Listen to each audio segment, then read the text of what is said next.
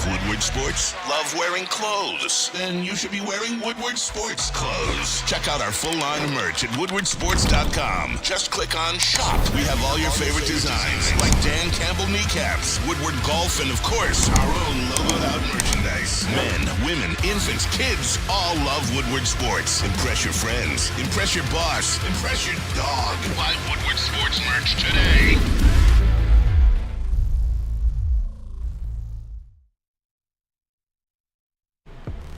What up, now Detroit? It's Wake Up Woodward. Boys! You know what? We on one today. I got my Cade Cunningham shirt on. We got the Red Wings with a big win. Man, did you know that the 8 points they scored last night, if the Pistons didn't win, would have been as many wins as they've had? It's just like, you know what? Let's go. Red Wings 8-2. Detroit Pistons with a win, man. I am on one this morning, as you guys can probably already tell. Oh, yeah. Flano, how you doing this morning, bro? Well, how could you not be great? I mean, How do you not? A huge win by the Red Wings to inch them closer in the standings to the Toronto Maple Leafs, who lost. So, man, the Red Wings might even avoid the wild card at this rate, and then the Detroit Pistons getting a win, but responding to a couple of close, heartbreaking losses that were skewed heavily by bad calls. So that showed me a little something, and we're gonna get into it today. We are, and you know what? We gotta welcome in Mr. Matt Broder as well, brother. How you feeling this morning? I'm so good right now. Fire shirt. I am so. I got my. There we go. My Woodward Pistons shirt. I'm feeling so good. We had three Detroit sports teams get W's yesterday. I know the Tigers split. They had 2 games and they split one. But Pistons, Red Wings, and Tigers won. Come on, let's go. Let's go. And what are we talking about today, fellas? Dude, we're going around the city. We're talking about all these teams. Lions had a couple things go down at the Combine. We're going to hit on some of that Combine press conference stuff that Dan Campbell and Brad Holmes were talking about. He mentioned there Terrell Williams, their defensive line coach. Dan Campbell talked about just about everything in his press conference. We got the man, the myth, not the myth, the man, the legend, Rod Beard, coming on at 8:45. We're going to do the State of Detroit Sports. What a day to have him on. How about that? At 9 o'clock, we got Rod Beard talking about those Pistons. And then we're going to get into some scouting combine, talking offensive line. We're going to do a little preview of some guys to look at on Sunday when the offensive line goes through their drills. And then you know what we got at the end. What's trending with JB Smooth. So a crazy rundown that I want to show you guys once this camera flips around. We got something new to show you. Let's freaking go. Let's go. Wake Up Woodward, man. We're trying to set trends over here. We're trying to make sure that we bring you guys the best production value, the best personalities, the best information, and obviously the best of Detroit sports.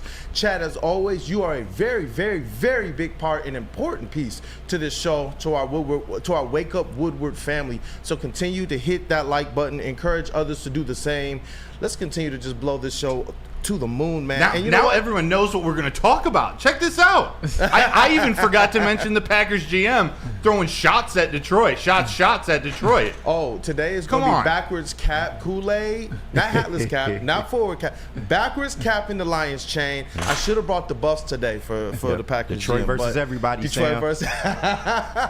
We're going to get into it, Explain man. all that. We're going to get into it. And the phone lines are open, 313-552-6322. And I also want to encourage you guys as well. Make sure you get in your mailbag questions throughout the show. Mr. JB Smooth, Woodward Sports MVP over here in the TD booth, will be able to kind of keep track of those as we go. So if there's something that you've heard throughout the show and you want to ask a question about it, or you have a statement or something that you want us to respond to, continue to get those in the chat. And shout out and welcome to Mr. KG as well over here, Detroit's #1 draft pick in the sound booth. But it's only right that we open this show up with, as it relates to around the city, with the Detroit Red Wings. With the Detroit Red Wings. Big 8-3 win over the Capitals at LCA. The Red Wings have been on an absolute tear. I would like to believe that Wake Up Woodward has had something to do with that since our show started. Since we said, you know what, we're the all-four sports show on here. Oh, The Red Wings have just been crushing, man. Oh, yes. So last night they beat the Washington Capitals 8-3. They're now on a 6-game winning streak, and this is following a stretch earlier on where they went on a 10-2-2 stretch. So the Red Wings are as hot as any team in the NHL, and as I said before, they are creeping closer to the Toronto Maple Leafs in the standings, who themselves had a long winning streak, but theirs was snapped last night. So let's see what the... sad. Hey, I know, right? Poor them. But credit to both of them for having great streaks and now fighting for a non-wild card spot in the playoffs. But yeah, the Detroit Red Wings, they also scored a season-high 8 goals last night. It was just an absolute offensive explosion, and now the Red Wings currently rank 4th in the NHL in goals allowed, goals scored per game. So to me, at the very, very least, you can say without a shadow of a doubt, and yes, I'm going to say these 2 words in this sentence. Ooh, the Red Wings have a Stanley Cup level offense. Let's go. Stanley Cup level offense. Okay. Oh, and you know, if Sam is saying that, Yes. you already know it's stat-wise and factually checked already and verified. That just made me a lot more excited about Speaking the of that Detroit offense, Red though, Wings. real quick, Kool-Aid, they had 13 players that had at least 1 point last night. 7 had at least 2 points. You know, there were 2 assists from Raymond, from Kane, from Perron, goals from Raymond, Comfort, Ghost, Larkin, Valeno, DeBrincat, Fabry. It was an offensive showcase. Bro, you I mean, that's what they do. And now they got Patrick Waugh coming in. Tammy put it in the chat. Patrick Waugh and the Islanders coming to LC on Thursday. Thursday, tomorrow night. How about it? Bro, you about named the whole roster there, man. That's the point. Well, no, that I'm so glad that you mentioned this, Broder, because when a team is good, like the Red Wings are, like the Lions are, one of the things that I like to do is certainly are, but the season's over, obviously. But one thing that I like to do, and I think this tells a good story of the season, is individual games like last night, for example, the Detroit Red Wings winning 8-3, are basically a microcosm of their season as a whole. Because you mentioned it last night, they scored 8 goals by 7 different players, and the Red Wings now currently have 12 that have at least 10 goals on the season. And oh, by the way, Gutterspear with his 2 last night now has 9, and once he gets 10, it'll be 13. And to give you some context over that, the Florida Panthers, who they're chasing in the standings, only have 6 players who have 10 goals or more. And the Bruins have 9, and the Maple Leafs have 7. And I get it. When you look at those teams, they've got maybe a little bit more high-end star power with, like, you know, David Pastrnak or Matthew Tkachuk, Sam Reichert, Austin Matthews, William Nylander, Mitch Marner. I get all of that. But nobody has more depth than the Detroit Red Wings. And oh, by the way, did you see the Red Wings have some stars of their own? I mean, Dylan Larkin's a 3-time All-Star playing some of the best hockey of his career. Alex DeBrincat's an All-Star this season. And Patrick Kane, we all know, is one of the all-time greats, greatest American-born hockey player ever, who this season has 30 points in 28 games. So it's safe to say that he's still a superstar. And did you see that 7th goal where they had that 3-on-1 breakaway? Talk about it sexy. Where that Washington defenseman was just kind of like, going, because it was inevitable. It was one of the most beautiful things to watch I've ever seen. It was just like, you know, Kane, Larkin, Kane, DeBrincat, goal. And that, I'll tell you what, that line on the power play in the playoffs, bro, I'm getting excited, man. Getting excited. Like I said, Stanley Cup level offense. Does it not remind you a little bit? You were just talking about the balance of this offense. Remind you a little bit of that Lions offense that had 4 different guys with over 850 scrimmage yards, 10 touchdowns. It's just like, who's going to be the dude that night? Yes. We never know. And by the way, again, Tammy Chin coming with the fire in the chat. Lomas Brown was the only Lion to ring the horn, the siren before the game, and resulted in a Detroit Red Wings loss. Aiden Hutchinson was in the crowd last night. He rang it before the game. He was chugging beers during intermissions. It seemed like so much fun. I wish I was down there. You know what? I love. Oh, there's the video right now. Oh, there's Hutch. You know what I love too? Yeah. Watch this, man. Just like Aiden Hutchinson. How jacked is he? Watch this too. As soon as I saw it, man. Bro, that's the energy. It's flying all over Detroit. Look at this, man. It's beautiful. You think he's in the playoffs? Did he break the thing?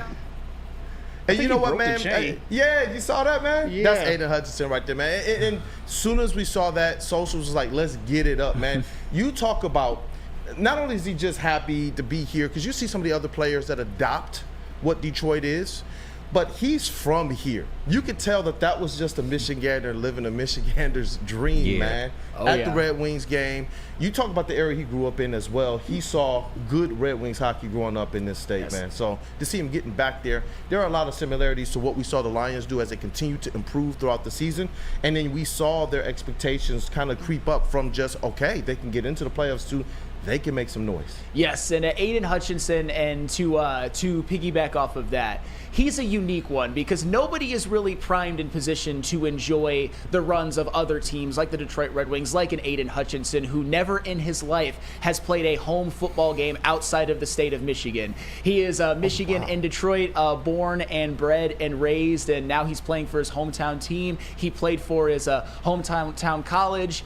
He's living the dream right now, and he, I think, is going to be one of those guys that you're going to see at games all throughout the other three professional sports teams, especially as the teams improve, as you saw with the Detroit Red Wings last night. And for him, didn't it look like he was just having a blast, getting to ring the horn, getting to chug beers, getting to cheer, and LCA was his home last night, man. Jared Goff. Jared Goff. The Lions, man. They're always going to find a way to make themselves relevant now. Can we start maybe a Patrick Kane chant at Red Wings games? I'm not saying there's anything wrong with the Jared Goff one. Kaner. Yeah, right. Or Kaner. By God, that's Kane. That's Kane. Oh, man. You know what? The Red Wings, they got the entire state on fire, man. And I know their next game is Thursday at home versus the New York Islanders. And we got to talk about the Pistons. You know, obviously the expectations for them are a lot different than the Detroit Red Wings. That is no surprise. But that doesn't mean that Detroiters don't take pride in their teams and wanting to see these guys take steps forward, because we buy into these teams, man. That's what we do. We want to know that there is some type of hope. We want to know that there is some type of grit. They wear Detroit across their chest. And we talked about, hey, there's some improvement in their defense. We're going to talk about that a little bit later with Rod Beard, since they've made these kind of trades and whatnot. And to see them last night hold a team to under 100 points in this NBA, and to see going to work, baby, the entire game, These are things I want to see. Hustling, playing defense, not giving up on loose balls. We saw these guys go on the entire game. They did not slow down. This is what we want to see from them, whether it's win or lose. We want to see a lot of wins, but whether it's win or lose, I get there's going to be a lack of talent most nights with the Pistons playing whoever they're going to play. But go out there with that Detroit grit to the point that we know, okay, these guys, they left it all out there on the court. And that's what I saw last night. Yeah. Oh, yeah. And with the Pistons, as you know, it's easy to just say, it's just their 9th win. Who really cares? But it's not quite that simple, because, as I said before, I was kind of expecting, and not trying to doubt the team or anything like that, but who can really blame me? With what had happened in New York, I didn't expect this team to respond like they did. I didn't expect to go to Chicago and just get blown out or anything like that, but to actually win, to hold the Chicago Bulls under 100 points, 95, and to pretty much, I would say, dribble to dribble, be the better team all day, and with a dominant performance by Cade Cunningham, his 4th in a row, by the way. That's the type of thing that you're wearing the Cade Crusade shirt, and I am right there with you on that one, because yes, sir. And I'll tell you what, and I know we're going to get into it a little bit later, I don't want to hear any more Cade slander right now. Yes. And I get it. Let's go, flannel. Talk to him, Sam. And I get it. If you want to be cam this man. Yes. If you want to be one of those people who just doesn't want to get behind anything on the Pistons because they're 9-49, I don't agree with you, but I can't necessarily hate any of that. But I kept hearing a little bit too much about, you know what? Maybe they should trade Cade Cunningham. Make this Jaden Ivey's team moving forward. And Sam Stickday is probably the loudest voice of that. But that's your opinion, fine. But no, Cade Cunningham is the star moving forward of this team. And you know what he's been doing since the All-Star break? You know what he's been averaging? Give it to me. 29.6 rebounds, 6 assists on shooting splits of 59, 57, and 80. That is field goal, 3-point, and free throw. Is that good, by the way? That is nasty. That's what that is. And think about this, too, just while we're on this Cade Cunningham thing. Continue. When you look at his numbers for the season, if you would have been told before the year that you would get these numbers, would you have taken it? 23 points, 4 rebounds, 7 assists. Those are his averages on 46, 36, and 85 shooting splits. And oh, by the way, included in that is that Cade Cunningham has really kind of found his 3-point shot. And what I said before the year was get him above 35%. And right now he is just that. And I get it. The Pistons are bad. They're 9-49. But if you would have been guaranteed those numbers from Cade Cunningham before the season, you would have 100% taken him. The issue has never been Cade Cunningham, ever. What the issue has been that there was a lot of mismanagement of lineups at the beginning of the year, and including into now with those all bench lineups. That's one of the issues. Another one of the issues is you started off the season with your best shooter out. You also had Killian Hayes on the roster, who just sucks, and we all know that now. We all know that. Yes, like sucks. Cade Cunningham this year, when you look at the totality, he has been a star. He just has not had any help. And oh, by the way, Jalen Duren has had inconsistent availability as well. So the point is, stop it with the Cade slander. He is your future. He is your franchise. He is the best you got. And you better appreciate him. And I hope you watched last night and maybe he changed some of your minds and hearts. Yeah, because it's a new team as well. That's the other caveat here. Out of everything that happened kind of in the first half of the season, this is a completely different team. Young guys who honestly have chips on their shoulders, and Quentin Grimes, Simone Fontecchio. You talk about the team that drafted you kind of just saying, hey, you know what? We don't think that you're good enough to re-sign. And Simone Fontecchio, Quentin Grimes put up decent numbers his first 2 years with the New York Knicks, and they were just like, you know what? We don't care. And now you got players like that, even guys like Malachi Flynn, people who've just been looking for an opportunity. They play defense. That was the one caveat that they wanted to improve in these trades. All these guys play defense, and we see that showing up. The Pistons' defensive rating has improved greatly since the trade deadline. What's good, KG? Hey, man, and like you say, you just want to see the fight, especially coming off those games, those rough games that we had. The Pistons, they had 20 turnovers last night, and the Bulls scored 25 points off of those turnovers. So the only way to win a game like that is to absolutely show hustle, show fight, show grit on the defensive end, and that's what they did, man. Kay got off to a slow start in that first half, but he picked it up. And yeah, man, it was just good to see, man. And this is what you want to see going forward with a young team. Like I said, behind the New York and Orlando screw jobs, like, you want this team to continue to fight and continue to play with a sense of pride, a sense of urgency. So it was good to see that. It was great to see it, man. Great. Love seeing them shoot free throws too. Yeah. Oh, my really goodness. good experience. Yes. I'm not used to it. It was a very fine. They still didn't want to blow the whistle. experience. Like, it was a lot of times Cade should have got more whistles, but hey, they got it done in the end. Yeah, you know what? This is what we want to see the rest of the season out. Have some pride. Play with some pride. Play in a way that identifies you to Detroit. That's all we want to see to kind of finish the season out. You know, set these goals. Say, you know what? We don't want to set the franchise low in wins. Go out there and push for something, play for something. Show us that this new iteration of what they have moving forward is something to believe in. Who farted said Pistons are starting to play like a Detroit team. It's good to hear. Yeah, and you know, before we go to break, and I'll read you Planet Fitness after this, I'm about to have what may seem like a bold take, but I don't think it's really that bold. The Pistons aren't setting their franchise record for losses this season. They're going to win, I think, 18 games or so. I really believe that. Wow. With what I saw last night, with what I saw the previous two nights, in which you could argue that they should have won at New York and they should have at least gotten to overtime against Orlando, those are a couple of good teams that they went toe-to-toe for. And even going to Chicago, a team that'll probably end up in the play-in, although they're a mess in their own right, those are an impressive three stretches of games. And I get it, coming into the season, if you would have been told 18 to 20 wins, you would have been like, terrible, horrible year. And I think that is still somewhat apropos. But the way it was looking at some point during this year, I was worried they'd even get double digits, and I think that they're going to get that. I think they're going to get to 18. I really do. You know what, Flannel? You guys see what happens when our Detroit sports teams win? Let's juxtapose that. Yeah.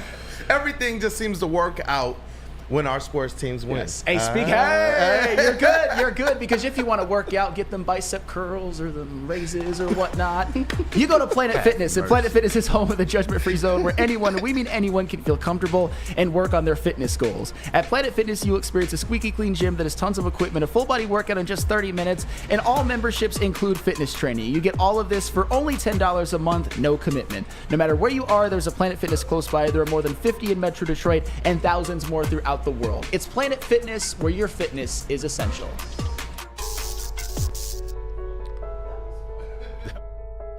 We've just received word. The world's cannabis supply has vanished. The public is outraged and has taken to the streets in response to this tragedy. The individual responsible acted alone, and we can only hope they will make things right soon.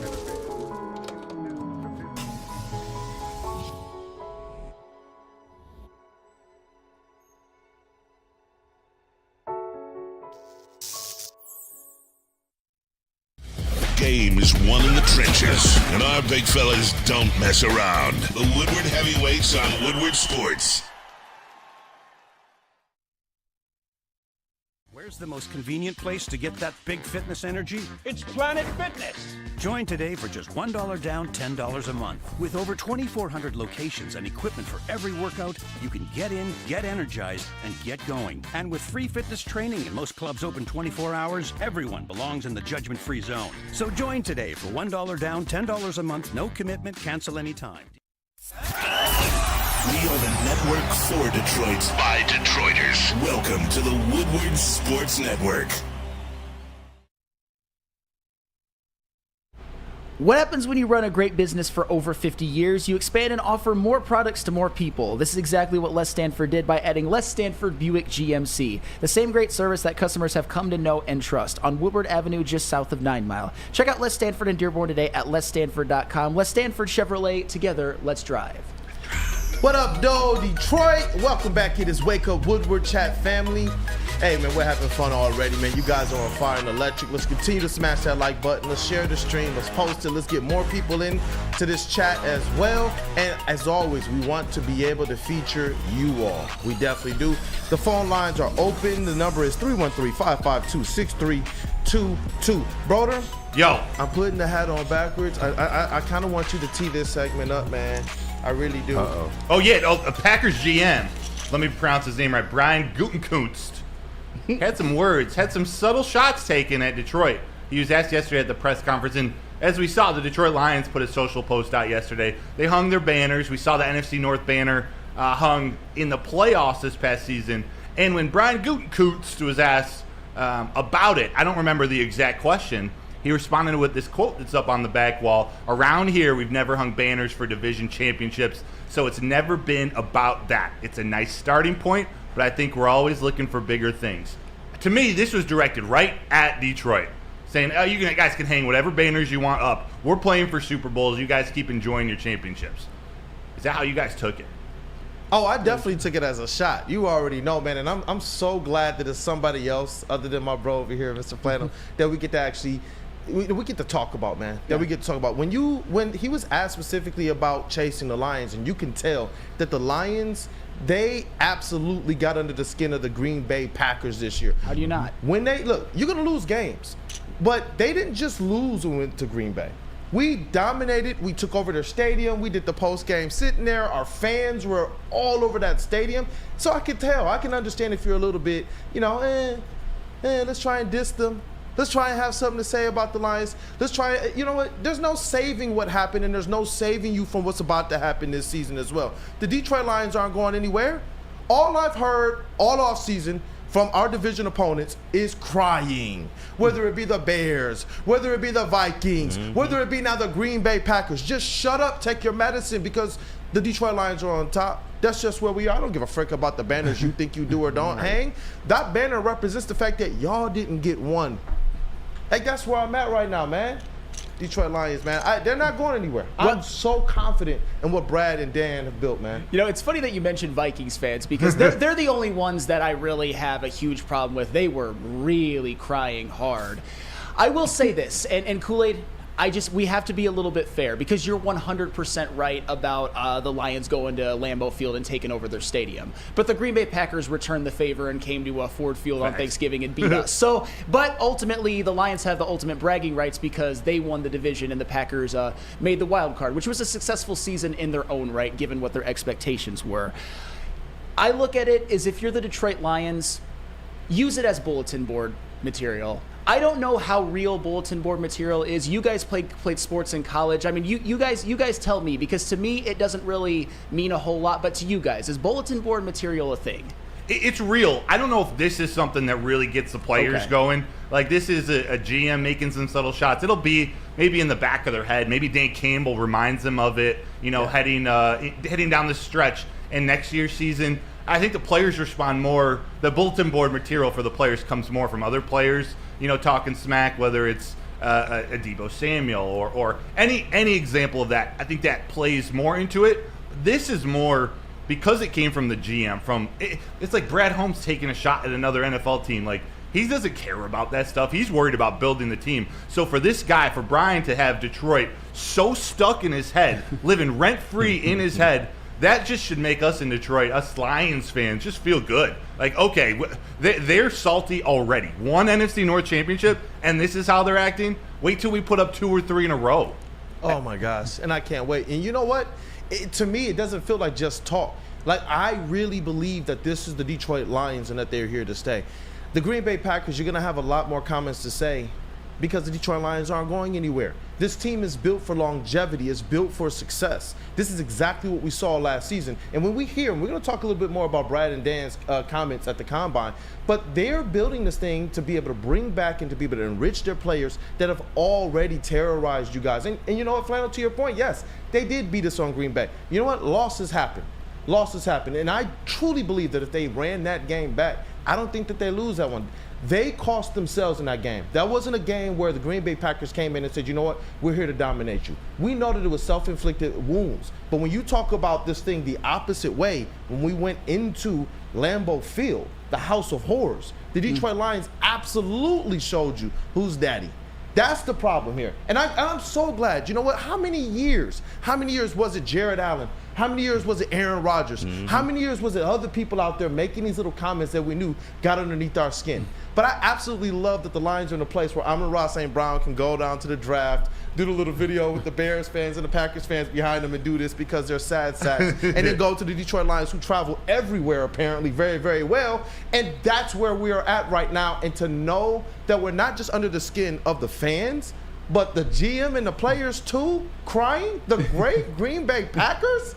You know what? Take Lambeau off your field right now, man. Take it. You don't deserve it. They don't deserve come it. on. Yeah. Well, they kind of deserve. I mean, they've dominated the NFC North. Well, and that's where the next point I want to make. And I'm not even. Some people might not like it, but I'm really not saying anything that I think is controversial.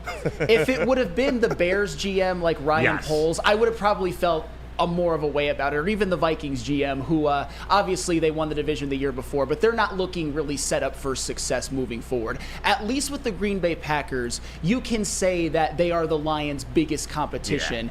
Yeah. I mean, Jordan Love, he looks like he's a franchise quarterback, and the Green Bay Packers have done some great drafting in their own right, with their top 6 players in receiving yards, all being players that they drafted in the last 2 drafts. I'm not saying that they've drafted as well as the Lions and Brad Holmes, but they've done some good things as well, and they did make the playoffs, and they're a wild card team. And they've been the class of the division for decades. I mean, between 1993 and 2023, the Packers won the division 15 times. So from the perspective of the Packers, just from the perspective of the Packers, I can see this as kind of rivalry banter, as like, you got one, that's cute. We all know it's not cute. We all know as Lions fans that they're here to stay. Perfect. But as the Packers, they probably feel like they have a chance as well. But also, one thing that the Packers know that the Lions don't quite know yet, as you keep stacking up those division titles, expectations are going to change. Next year with the Detroit Lions, we're not going to be happy with just a division title. We're not going to be happy with just a playoff win. To me, it's Super Bowl or bust. But the Packers,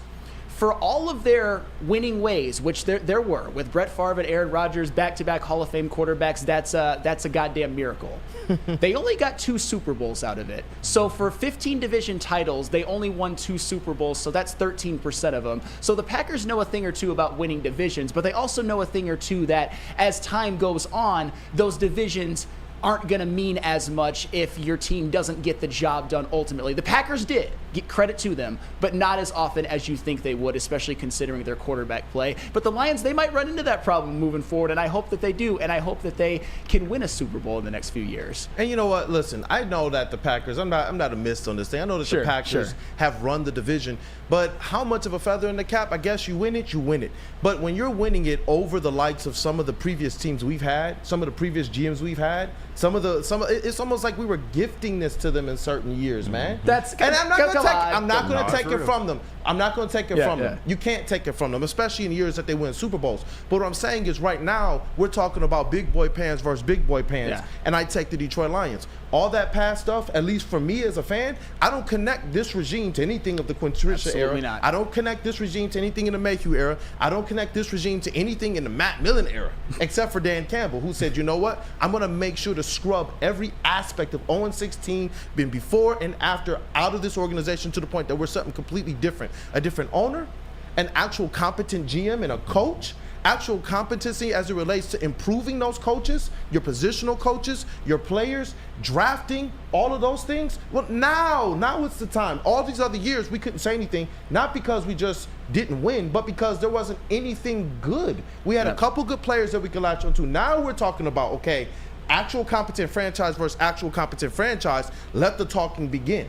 That's where we're at right now with the Detroit Lions and the Green Bay Packers. Yeah, and it's going to be a fun season. No, and honestly, I think the Lions, I'm picking them to win the division next year. I mean, obviously I'm a fan and I work at a Detroit sports network, but just objectively, I think they're set up a little bit better for a success next year than the Green Bay Packers. I think the Packers are going to be their biggest threat, but I think next season, the Lions, whether they choose to hang another banner or not, they're going to have another division title. So before you guys jump all over me for defending the Packers too much, I am picking the Lions. I think they're going to be the class of this division for many, many years to come. And who knows, maybe they could have a run of winning in the NFC North similar to what the Packers just had. I'm not saying 15. I'm saying few in a row would be nice. And I respect the take. I really do. Yeah. One of the things that I ultimately respect about who you are beyond just how studied you are is the fact that you're going to bring an objectivity to this. I'm not, man. My name is Detroit Kool-Aid. Brandon Dan, Detroit Kool-Aid. Nice to meet you guys. I'm going to, as much as I can, when they give us the actual opportunity to, I'm stepping out on that ledge and I'm singing it from the mountaintops, man. That's how it's going to go for me. And I'll tell you what, to further that, I hope that the Lions feel that way. The players, the coaching staff, the Brad Holmes, I hope they feel that way. I obviously didn't take it super personal, but I'm not on the Detroit Lions. I'm actually a adopted son, not a native son, so maybe it makes me see things a little bit differently. But as Lions players and Lions coaching staff, they definitely seem like the type to get a chip on their shoulder over even small slights. Hello, Amon-Ra St. Brown, for example. Brad Holmes think about this. Brad Holmes is going to think about it. Dan Campbell's going to think about it. Yeah. Didn't we see Jared Goff walk up to Ryan Fitzpatrick in Lambeau and say, hey? And he was like trying to compliment Jared. And Jared Goff's face gets me every time because he wasn't really here for it. And he was just like, hey, yeah. I ain't know I was a poor man's you know what, anything. man? But I didn't know I was a poor man's anything. And David Montgomery was just like, that was a turning point. To me, that was a turning point. Yeah. So I do believe that they hear this type of stuff. I really do. I do believe that this type of stuff matters. I don't think that they're going to allow it to have them see red and play outside of their character. But in terms of that kind of controlled fury, that octane fury, I hope that this is something that's the petrol that's going into the tank. Going into the tank. There are people who doubt what you did last year. There are people who doubt what you're going to be in the future. There are people who believe that you're just resting on your laurels because you won a division title. No, that's why we continue to say that this team, from the top to the bottom, is all talking about Super Bowl aspirations. That was one of the things that I absolutely loved about CJ GJ's because he was saying it before any of us fans believed it. I was brought here to get to the Super Bowl. That's the goal. And that's what we're hearing from Brad, from Dan. That's what we're hearing from the players, Penei Sewell, Aiden Hutchinson, Amon-Ra St. Brown. And that's what I'm hoping they continue to show on this field because they're built for longevity. They're built for dominance. They're built for violence. And I know we're going to talk about a little bit more of this a little bit later. But high expectations for them, man. Oh, high expectations. Man, Kool-Aid, you are a wizard with that. But hey, if you want to get high, visit Dispo Dispensary today for exclusive new deals and experience a team that curates an unbelievable atmosphere mixed with fresh inventory from Michigan's largest variety of products. Save the date for 420 at Dispo Dispensary. Dispo's putting on epic events at all locations. Stay tuned for more details. Dispo Dispensary, disposhops.com, your local cannabis plug. Have you ever wondered where all the finest restaurants get their steaks? It's Fairway Packing Company, providing Michigan restaurants, hotels, and casinos with prime beef for over 60 years.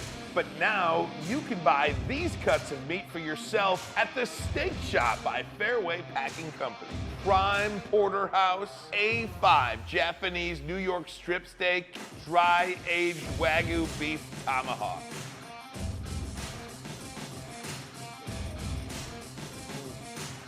Delicious. Get to the Steak Shop today. Enjoy fine wine, have a private party, and get the finest cuts of meat anywhere. The Steak Shop on Mack Avenue in Grosse Pointe Woods, or order online, fairwaypacking.com. ton of fun, a ton of sports, and a ton of man meat. Welcome to the Woodward Heavyweights, live daily 5 to 7 p.m. on Woodward Sports. Hi, my diamonds. It's Crystal with an X. You want to get hot and perfect like me? Here's my super easy routine. Drink at least a gallon of water before you wake up. Attach a weight to everything in your house. Hello? Sell your car and just sprint everywhere. Scream when you exhale. Don't follow Crystal with an X. Do your own thing at Planet Fitness with tons of equipment and free fitness training in our clean and spacious clubs. Join now for just $10 a month and cancel anytime. We don't like to brag that we are the toughest sports network in Detroit, but we do have a guy named Darren McCarty on our side. Woodward Sports.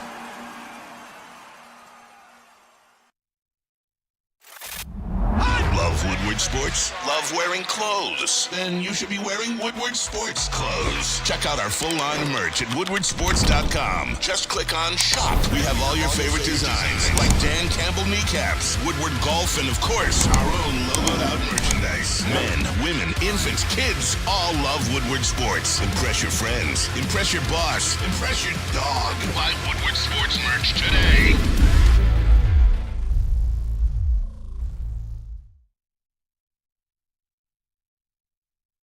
Meet Big D Energy at the Michigan Green Industry Association event with Alta Equipment. Neil Rule and Darren McCarty will be live Tuesday, March 5th from 11 a.m. to 1 p.m. So come by Suburban Collection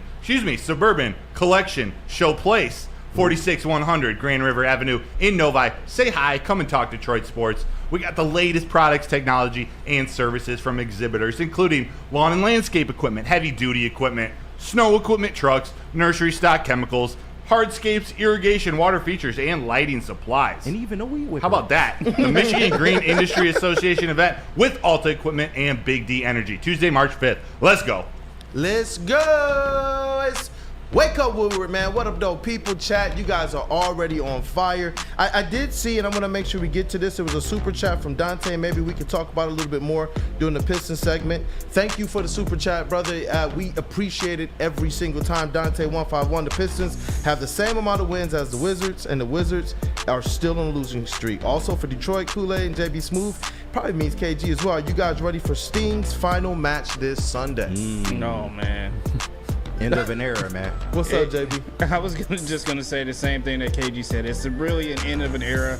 I've been watching Sting for a while. It's kind of sad to see that this will be his hopefully final match, but you know, I wish it could have ended in WWE, but hey, right. I'll take AEW at the same time too. So great career Sting's had. What up, though, KG? I mean, no, it's been cool, man. He need to stop taking them bumps, though. He like 60-something now. Yeah, so, yeah, it's time to put it down, Sting, but we appreciate your service, man.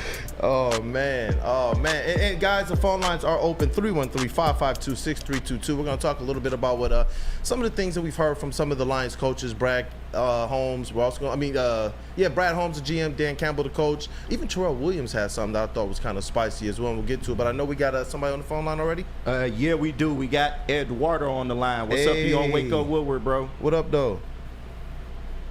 Good morning, guys. How you guys doing today?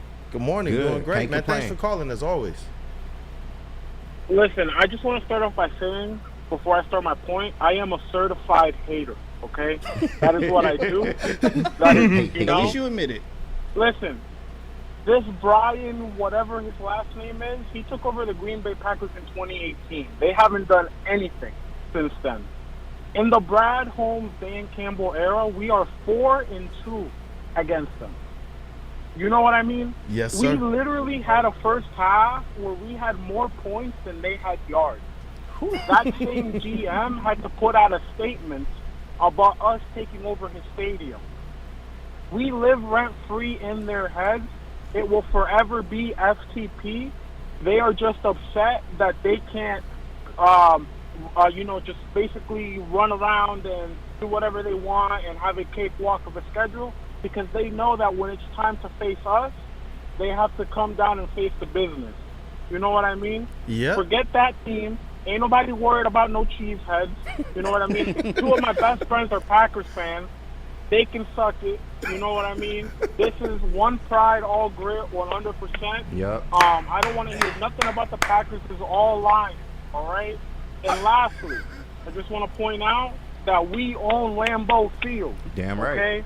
We have not lost there since 2021. Sheila took That out is a all. I mortgage. hope you guys have a great morning. Hey, All right. that's the call of the day. Let's All right, go, Eduardo. Eduardo. Here's my issue with that, and this is all I have to say. Because I am a Lions fan, but I also am objective and I value the truth. You can't say that the Packers, since Brian Gutekunst has taken over, have done absolutely nothing while winning a division title in 2019, 2020, and 2021. That's all nothing. It means absolutely nothing. But what the Lions done is like, oh my God, the Detroit Lions, they won one of them, which is impressive, by the way, and they're built for future sustained success. But you can't say that the Packers have done nothing under Brian Gutekunst and the Lions have just been all world under Brad Holmes. I don't think you can necessarily say that with a straight face. And oh, by the way, just remember, guys, the last time the Lions played the Packers beat the Lions at Ford Field. It's not nothing. It's not everything, but it's not nothing. That's all I'm going to say. Of course, the Lions finished with a division title, but still, it's not nothing. That's the game that really kicked off the Packers' run to the playoffs. Go Lions, by the way, but like this complete and utter dismissal of the Packers like they're redheaded stepchilds all of a sudden, that's a little bit uppity. I'm sorry. A lot of you aren't going to like that, but that's how I feel. Uppity. Come on, Sam. I like that word. Sam, I love you. Come on. Well, my nose is up in the air and my pinky's up. Let's go Detroit Lions, baby. Embrace it. I'm going to embrace it, man, because we haven't had this in a long time. We've had seasons where they've been okay and they made the playoffs, and none of us really tap dance like this. I think that we understand right now that the shots are being made towards the Detroit Lions because they are not just on top, not just because they had a decent season, but because this team is built for the long-term success. Sure. And I believe if you want to really rattle things, because when you take a shot like that at the organization, it's not just at the players. You're talking about Sheila, you're talking about Disner, you're talking about Spillman, you're talking about Brad, you're talking about the people who probably made the decision to say, let's hang that banner up there. That banner represents a lot. When Dan Campbell spoke about it to his team saying, hey, you guys remember all of the past records of abysmal records? That's done. We're not going back to that. We're not speaking on it. The players that are here saying, hey, we are Detroit Lions. We understand that we're going to have some aspect of responsibility with the past, but that is not us. We're here to redefine things. And I am so grateful that we got players here like that right now. And you know what it speaks to? Because I know we talked about Brad Holmes and Dan Campbell and what their comments were. It kind of echoes a lot of what Dan Campbell was talking about as well, about the identity of their guys, what they buy into, what they know about their guys as well. One of the quotes here, and I'm going to be able to read this here from Dan Campbell, is that it's something we believe in, it's something we're going to continue to do. And that's from a hat tip to Brad Galley as well. Dan Campbell explaining why he and Brad Holmes believe in drafting and re-signing their own Lions players before going for high-priced free agents. And it's something that we've continued to talk about here too. These guys have been in the trenches. These players right now know. Before, I used to wonder, if you go and you get players who aren't familiar with this, if you go out there and you get players who don't quite know how badly the city wants to be able to go out there and beat the Packers and all of that, I feel like we've had players that's come in here before, off the contract year bump, got the contract from the Lions, and just kind of played. You know, but now we got players that are coming here and actually taking it personal and saying, no, we want to be a part of that squad that absolutely goes out there and not just rewrites the history of the Detroit Lions, but makes sure that we absolutely represent grit much more than it is just a saying that goes on a t-shirt or on a hat for people to be able to buy. And when we have that type of stuff for the Detroit Lions, I think that's what starts to really fire up the fans, because it gives us something that we can believe in.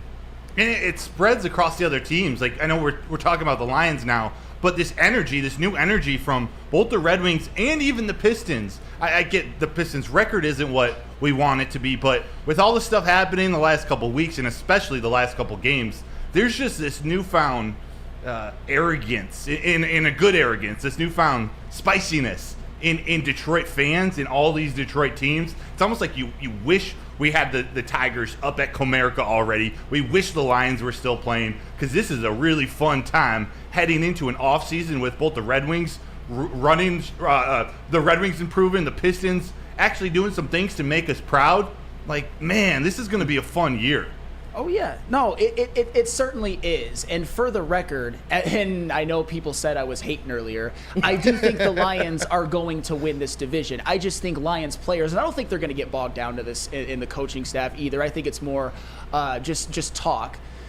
The Packers, they're not as good as the Lions, but you also can't just dismiss them as like we're going to trip all over our faces and win the division. And again, I don't think the Lions are necessarily built that way, but that's kind of the vibe that I got from the Eduardo You're call. trying to keep it tempered. Yes, and I respect that. And even like this from Chuck Brewer. And sorry, Love as a franchise QB. Bah, ha, ha, ha, ha, ha, ha, ha. And here's my problem.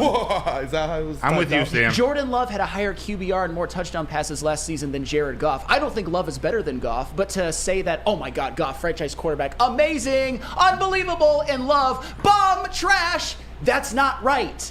They're closer than you think. Goff is better, but like just to be like, Jordan Love, what a loser, what a bum. Stop. You know what, though? Stop. Let's embrace it, though. Let's embrace the That's fact not that how the I'm Detroit built, though, Lions. man. No. I'm saying let's embrace what you're saying. Yes. They are a good team. We know that. We know that they're a team on the rise. We know that. We know that Jordan Love, especially as the season went on, showed some improvements. And he did come to Ford Field, and he did beat the Lions in our own building.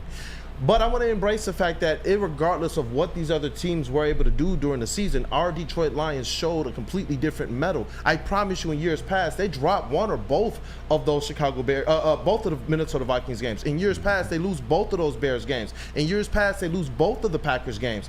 This is a completely different team. So while I will give and tip the cap to the Packers of probably being the biggest threat to the Detroit Lions in NFC North this coming season, I just believe that these Detroit Lions are on a much different path. And you've said it too. Yes. And that's why I say, you know what? Yes. It is fair to make sure that we talk about exactly what the Packers are, because we're not really trying to lead anybody astray. We're definitely going to bump our gums as it relates to the Detroit Lions. And you know what? Let's big up the Green Bay Packers, because when the Detroit Lions beat them and finished over them again this year, I don't want to say it's because they were bums, like they were able to say for years about the Detroit Lions. We know that they won the division in years that the Detroit Lions were bums. We're not winning the division in years that the Green Bay Packers are bums. And that, to me, it absolutely does matter. And, you know, you said something interesting, too, about this kind of culture between the Red Wings and the Detroit Lions. And Derek Lalonde, he said via Brad Galley as well, he has the bat signal out for Dan Campbell to visit the Red Wings for a game. The Wings keep winning when Lions show up to Little Caesars Arena. Save him for the playoffs. save Dan Campbell for the playoffs. A huge game. I like that. Yep. Oh, man. But you know what? I wanted to be able to talk about something else. I know we're going to continue to get into these comments and these quotes from Dan Campbell, from Brad Holmes, as they continue to drop. And one of the things that we talked about on this show as well before we heard them speak is the fact that we know, based on Brad Holmes' earlier comments, they're probably going to utilize this cap space, including the bump in it, to bring back some of their own players and expect them to make the leaps into stardom that we believe they should actually spend the money on as it relates to a splash free agent. But one of the comments that I thought was really, really interesting about bringing back your own players or depending on your own players was about Jameson Williams. All right. Dan Campbell said he's going to push to be a full-time starter now. And then he said, we have high hopes for him. I love it.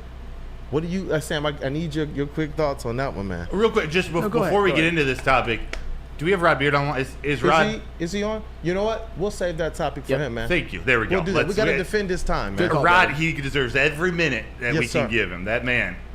That's it. That's a good catch, man. We'll defend the Rod Beard segment. And first, though, you guys got to hear from Guardian Alarm. It's a new year. Let Guardian Alarm offer you customized solutions from real experts. Our professional technicians take the time to recommend security and automation solutions specific to your needs. 24/7 professional monitoring.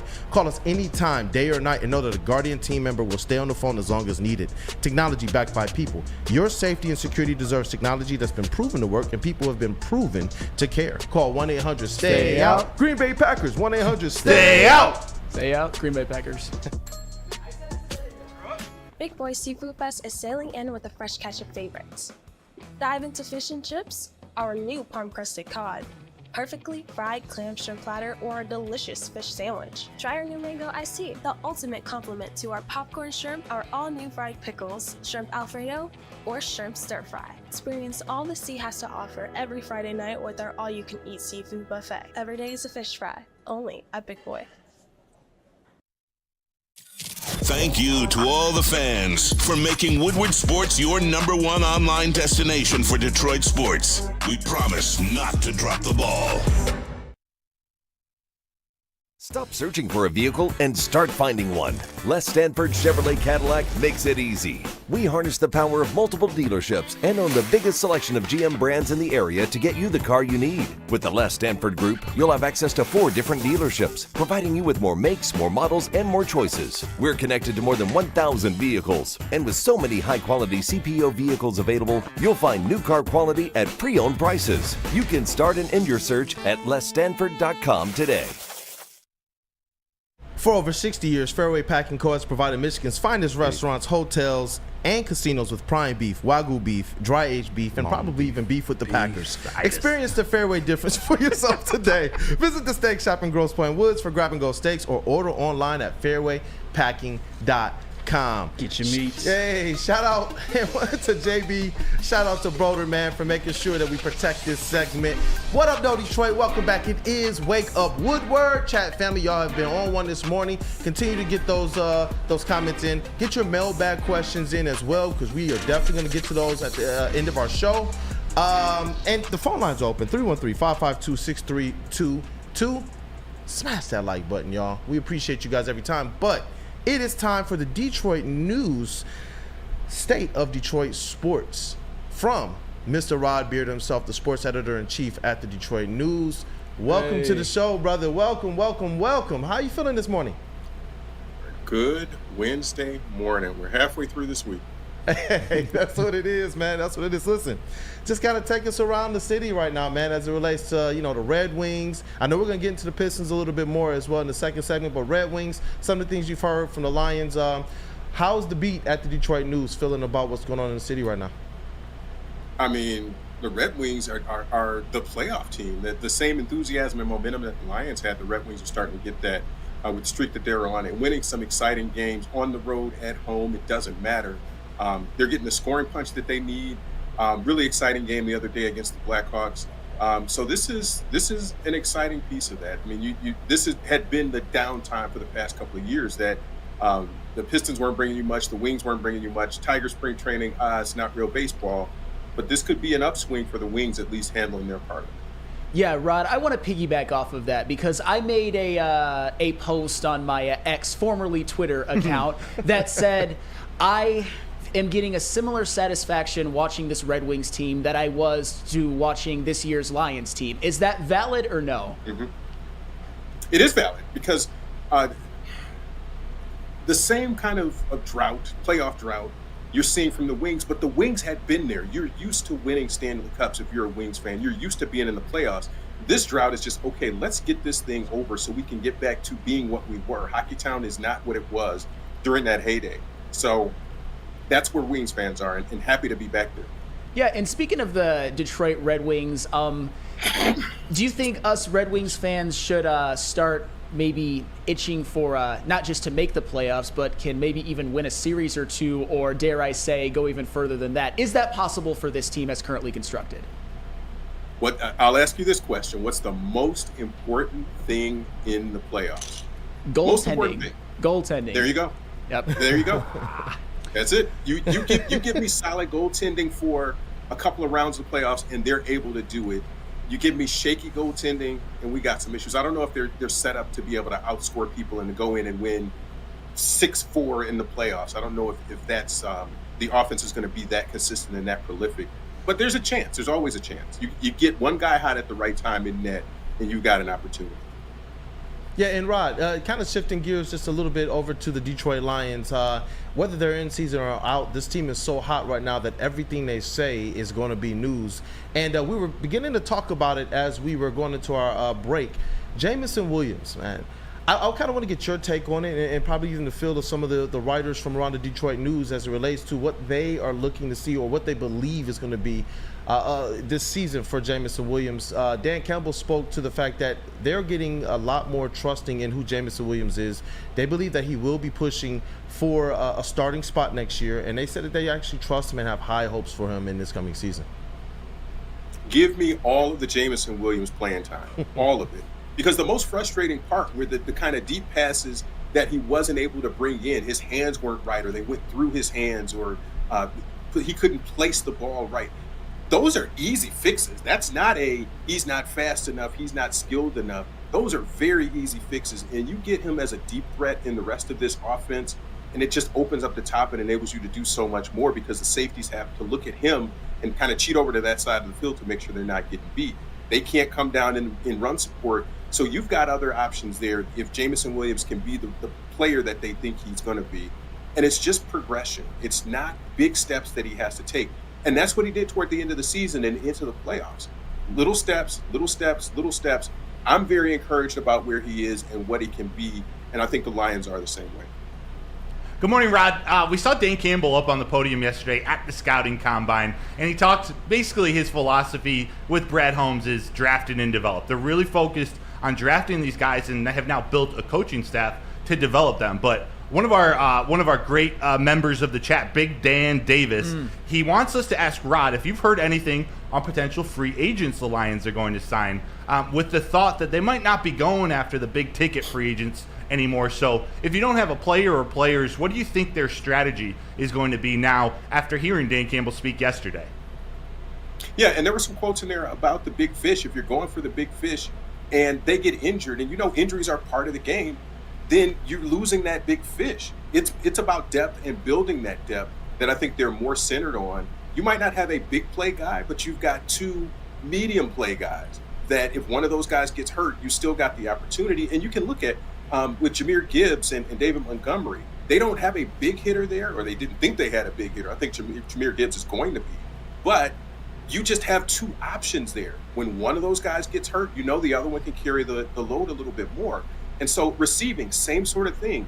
Amon-Ra St. Brown, maybe not an elite level receiver just yet, but you've got other options that are behind him. You need to do the same thing along the defensive line in that linebacking core, in your cornerbacks too. You don't need the best corner in the draft, whether you think that's Rakestraw or anybody else. You need a guy who's going to come in and be solid, so you don't have to. You can build depth, but you don't have to go back the next draft and get another guy at that same position.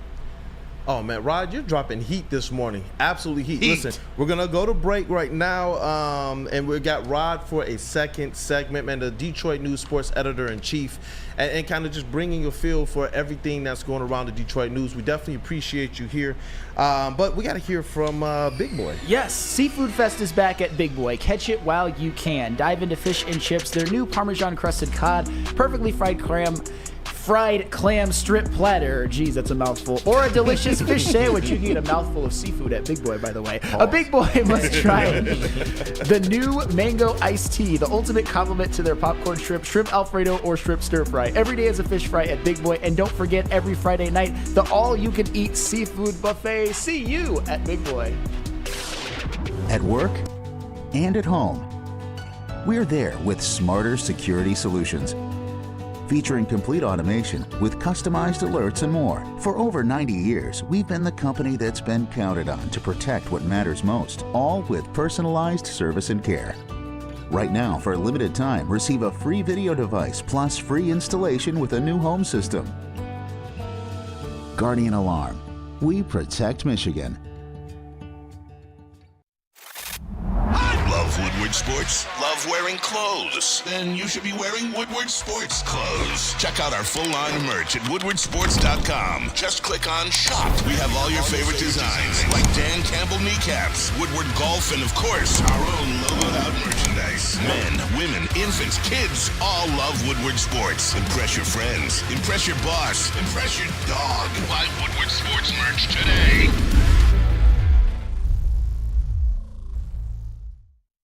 Stop searching for a vehicle and start finding one. Les Stanford Chevrolet Cadillac makes it easy. We harness the power of multiple dealerships and own the biggest selection of GM brands in the area to get you the car you need. With the Les Stanford Group, you'll have access to 4 different dealerships, providing you with more makes, more models, and more choices. We're connected to more than 1,000 vehicles, and with so many high-quality CPO vehicles available, you'll find new car quality at pre-owned prices. You can start and end your search at lesstanford.com today. Football season is officially over and spring training is right around the corner. However, Jack Labrador is 24/7, 365 days a year. Learn how to play now on your phone at jacklabrador.gg. 2 new symbols and a franchise-changing 3-point play. And remember that once you go Jack, you never go back. Go to jacklabrador.gg. What up, though, Detroit? JB smooth with the transitions, man. Goodness gracious. It's Wake Up Woodward. Welcome back. Chat family, you guys have been electric today. The chats, hitting that like button. Continue to do that. Share the stream. Push the stream. Post the stream. Wherever you can put the stream, man. Let's get it, man. Let's get it. You guys are the best ones. And you guys hope to make this the best morning show in Detroit sports, period, man. And as well, that phone line, 313-552-6322. And if you have any questions for the man and the legend, there's no myth, Mr. Rod Beard, then definitely get those into the chat. But I need you guys' help with something real quick. What's up? You got to get this drum roll going, man. Oh, yeah. All right, let's rock. Hey, yo! Hey. Welcome again, and shout out to the legend, Detroit News, Rod Beard. Brother, you already know it's the second segment, so we got to talk, and we get to talk about a win today. Yay! But how you feeling, brother? And you already know we kick it off with Rod's thoughts. I think Rod's frozen right now. Frozen in time. What would you say if you were Rod? You say if you were Rod? You say, man, they shot more free throws. They made more free throws than the opposing team. That's a win in my book. Yeah, I think we're good. Definitely. Yeah, we are good. Oh, we're back. How'd I do? All right, hey, did you hear your drum roll at least? I did not. You know what? We'll do it one more time. Run it back. Let's run it back, man. I need your help, man. Let's rock. Hey, yo! Welcome and shout out to the legend, Detroit News, Rod Beard. We had to add a little bit extra onto that one, man. But, brother, as always, how you doing? And take it away with Rod's thoughts, man. We actually, like I told the people already, we get to talk about a win today. I'm going to say this.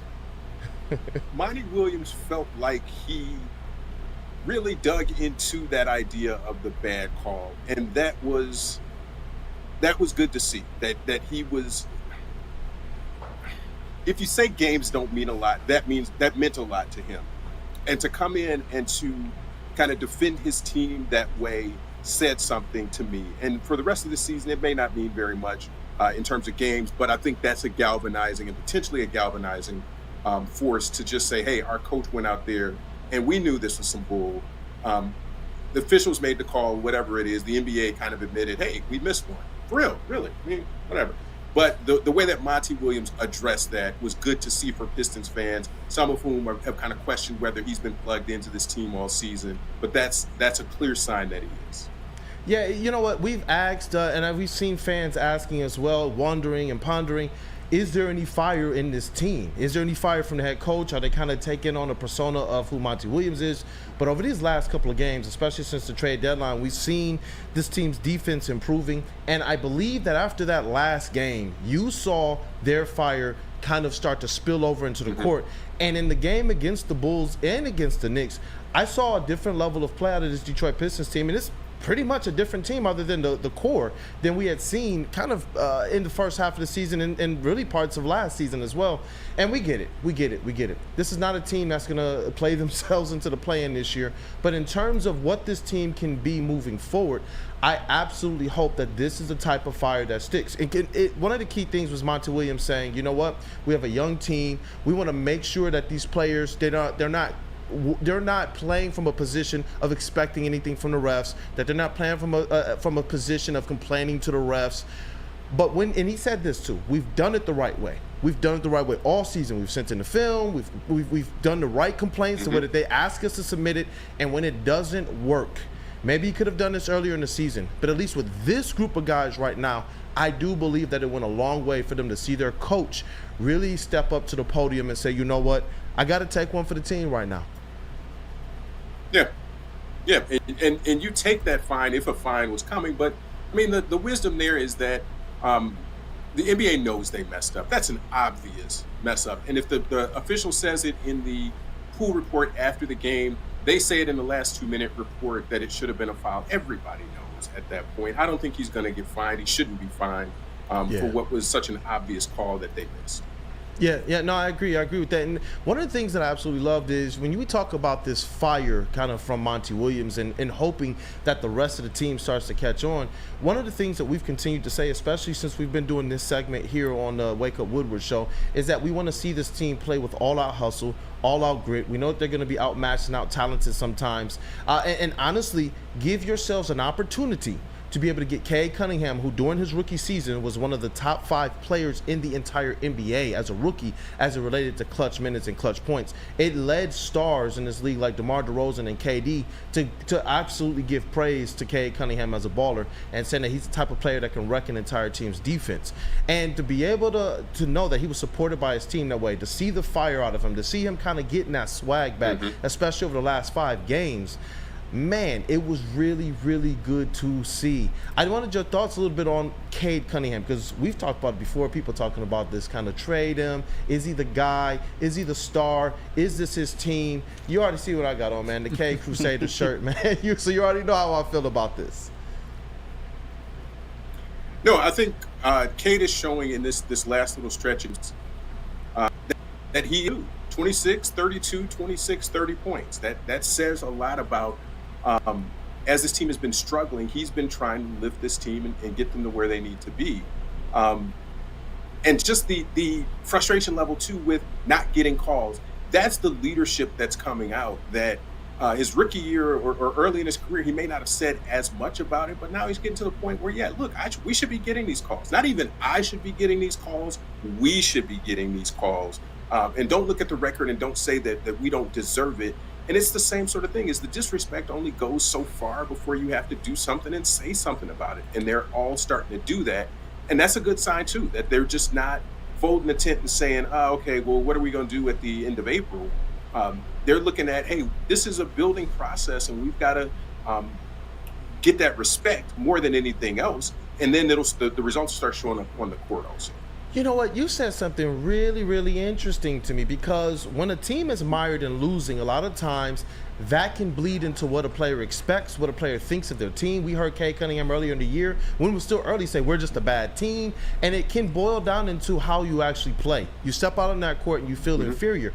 But to kind of see what this team has been since the trade deadline, since All-Star break, and we said let's see if this team can look somewhat formidable, a little bit more competitive out there on the on the court. I believe that this team, they do believe in themselves a little bit more. I do think that they believe in the kind of at least the young talent that they have here. They're not relying on the vets, the kind of the last guard of the vets, Mike Muscala. The news was reported, as well as Gallinari, that there's going to be buyouts. The Pistons are going to roll with these young guys who have some chips on their shoulders, who play defense a little bit better than the previous kind of iteration of this team from the first half. And now it seems like, and I don't know where you go to get this fire drummed up for a team that's won 8 games and lost a record, broke the record for losing streaks in a row.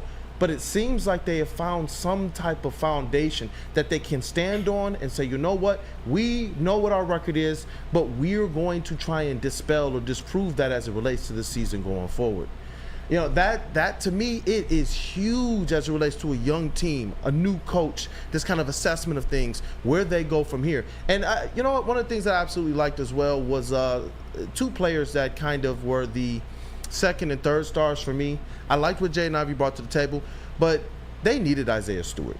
They really missed him. And Simone Fontecchio, that guy, I see your smile over there, Sam. I see your smile. Simone Fontecchio has been somebody that has absolutely kind of stepped into this lineup, and we talked about it earlier, a player who's going to carry a chip in the shoulder because the team that drafted him effectively said, you know what, we don't want you. I don't even think it would have cost too much for the Jazz to bring him back. But they were just like, you know what? Let's just kind of move on from you. And this guy has come here and absolutely added an element to this team that we really haven't had all season. People just kind of look at the three-point shooting. No, he plays defense and gets to the rack much better than what Bojan Bogdanovic did. Yeah. I even like what Quentin Grimes brings to the table. But Isaiah Stewart, Simone Fontecchio, Jaden Ivey, Jalen Duren, this team is looking like they definitely have kind of this assessment kind of done as it relates to who they're moving forward with. And I absolutely like what these kind of supporting pieces can be to this Detroit Pistons team. Right, and you just got to continue with that. And if that number of pieces that are foundational pieces that you're moving forward with, if that number expands to 5 or 6, you're good with that. If you it goes down a little bit, and hey, maybe one of these guys that we thought was going to be a key piece isn't a key piece. That's fine too. And this is all about figuring that stuff out. And so, hey, there were no misgivings about Muscala and Gallinari that they were going to somehow be part of the future here. I don't think anybody thought that at all. But these younger guys, give them some time, see what's there. Is Malachi Flynn really a piece that you're going to look at? Maybe. Quentin Grimes, could he be something for you? Sure. You got to give him time. And this is the James Wiseman time where you've got to figure out whether this is or isn't. Because going into next year, you need to really understand what pieces are going to be there and what not. We've seen where Troy Weaver has transformed this roster quickly. That's going to be the assignment for this offseason too, is what pieces can you bring in with all of that cap space? And it's the same idea that we were talking about with the Lions. Are you going out and getting big fish, or are you trying to get depth? I think they've got to do a mix of the two, but I absolutely think they need an all-star caliber player. So whether that's trading the top 5 pick that they're going to end up with, I think that's got to be on the table, because nobody in the draft is going to impact this roster dramatically. So you've got to look at maybe dealing that, get an all-star, get a guy who's going to come in and really help you immediately. Hey, what's up, Rod? This is KG, and we always talk about, what we want to see from the players going down the stretch, and trying to make the best of what's been a pretty bad season. But what are some things you want to see from Monty Williams going forward to finish up the year? For Monty, I want to see the same fire. I want to see that he's coaching them up, and that he's putting some rotations out there that kind of give you an idea of what his philosophy is going to be, which players he thinks can play well together, and not this kind of scatter shot. We're just putting 11 different guys out there in the first half, and then you just see what happens. I don't think you've got to be more strategic and more pointed at what your strategy is going to be with that.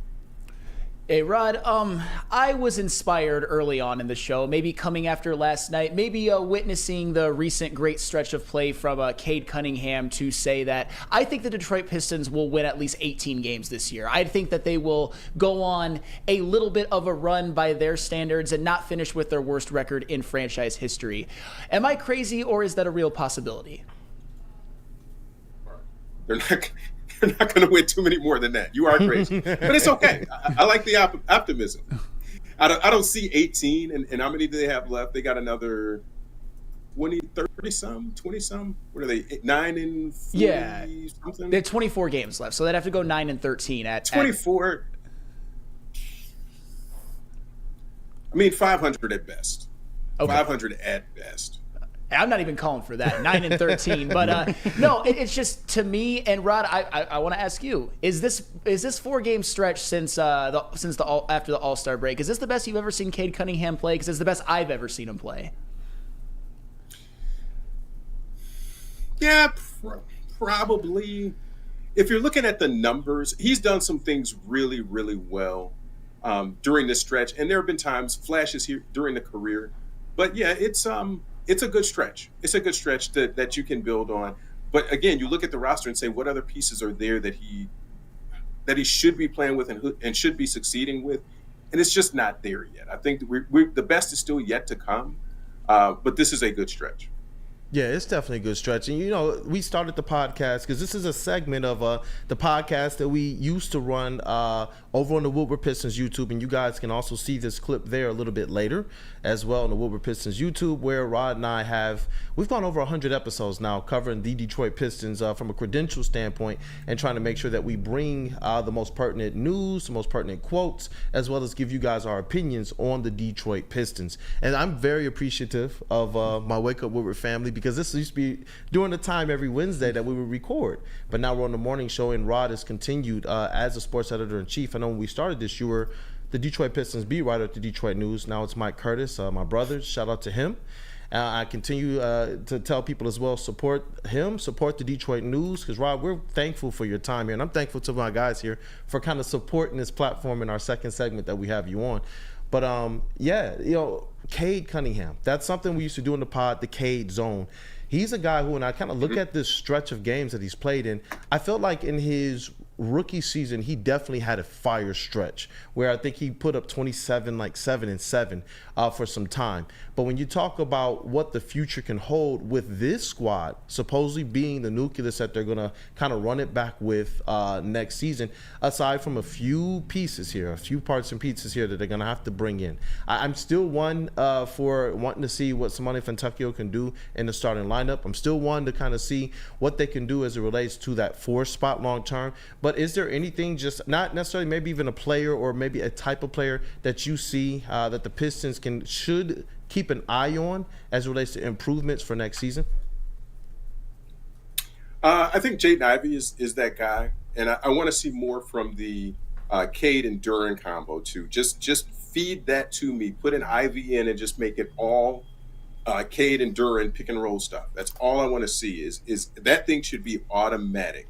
And we've said throughout the year that was the thing that might make or break what the season looked like, but I want to see more of it. I want that to be something you can just lean on when you need a play. Just run a 1-5 and see what happens. Definitely. Rod, as always, man, first of all, fire zip up right there, man, Eastern Michigan. It's dope. But Rod, as always, man, thank you for your time. Any last words from the crew? I realize that 9-15 gets you 18 wins. So that I think that's possible. Well, and for the record, I get it. I may have sounded like a little bit of a slappy there. I'm not saying that 18 wins is like a crowning achievement, especially what the expectations were to start the season, but to have a building block, something to hang your hat on, something to look forward to next year. I think it would be a nice little feather in the cap, especially considering what they just came off of with 2 losses in a row that were heavily impacted by 2 bad calls. I will meet you halfway, and I will say 15. Okay. Let's get to 15, and then we can feel pretty good about it. Fair. And I didn't get to say this earlier. Lions fans, hang all the banners that you want to. Forget the Packers and what their things are. If you want to hang a banner in your house, hang a banner. Do what you got to do. Banner. Hey, Rod, it's just like, you know what? I got fire, and then I got blue fire, man, to end this thing. That was dope. Rod, as always, thank you for your time. Guys, support the Detroit News. They do great work over there. They're even better people.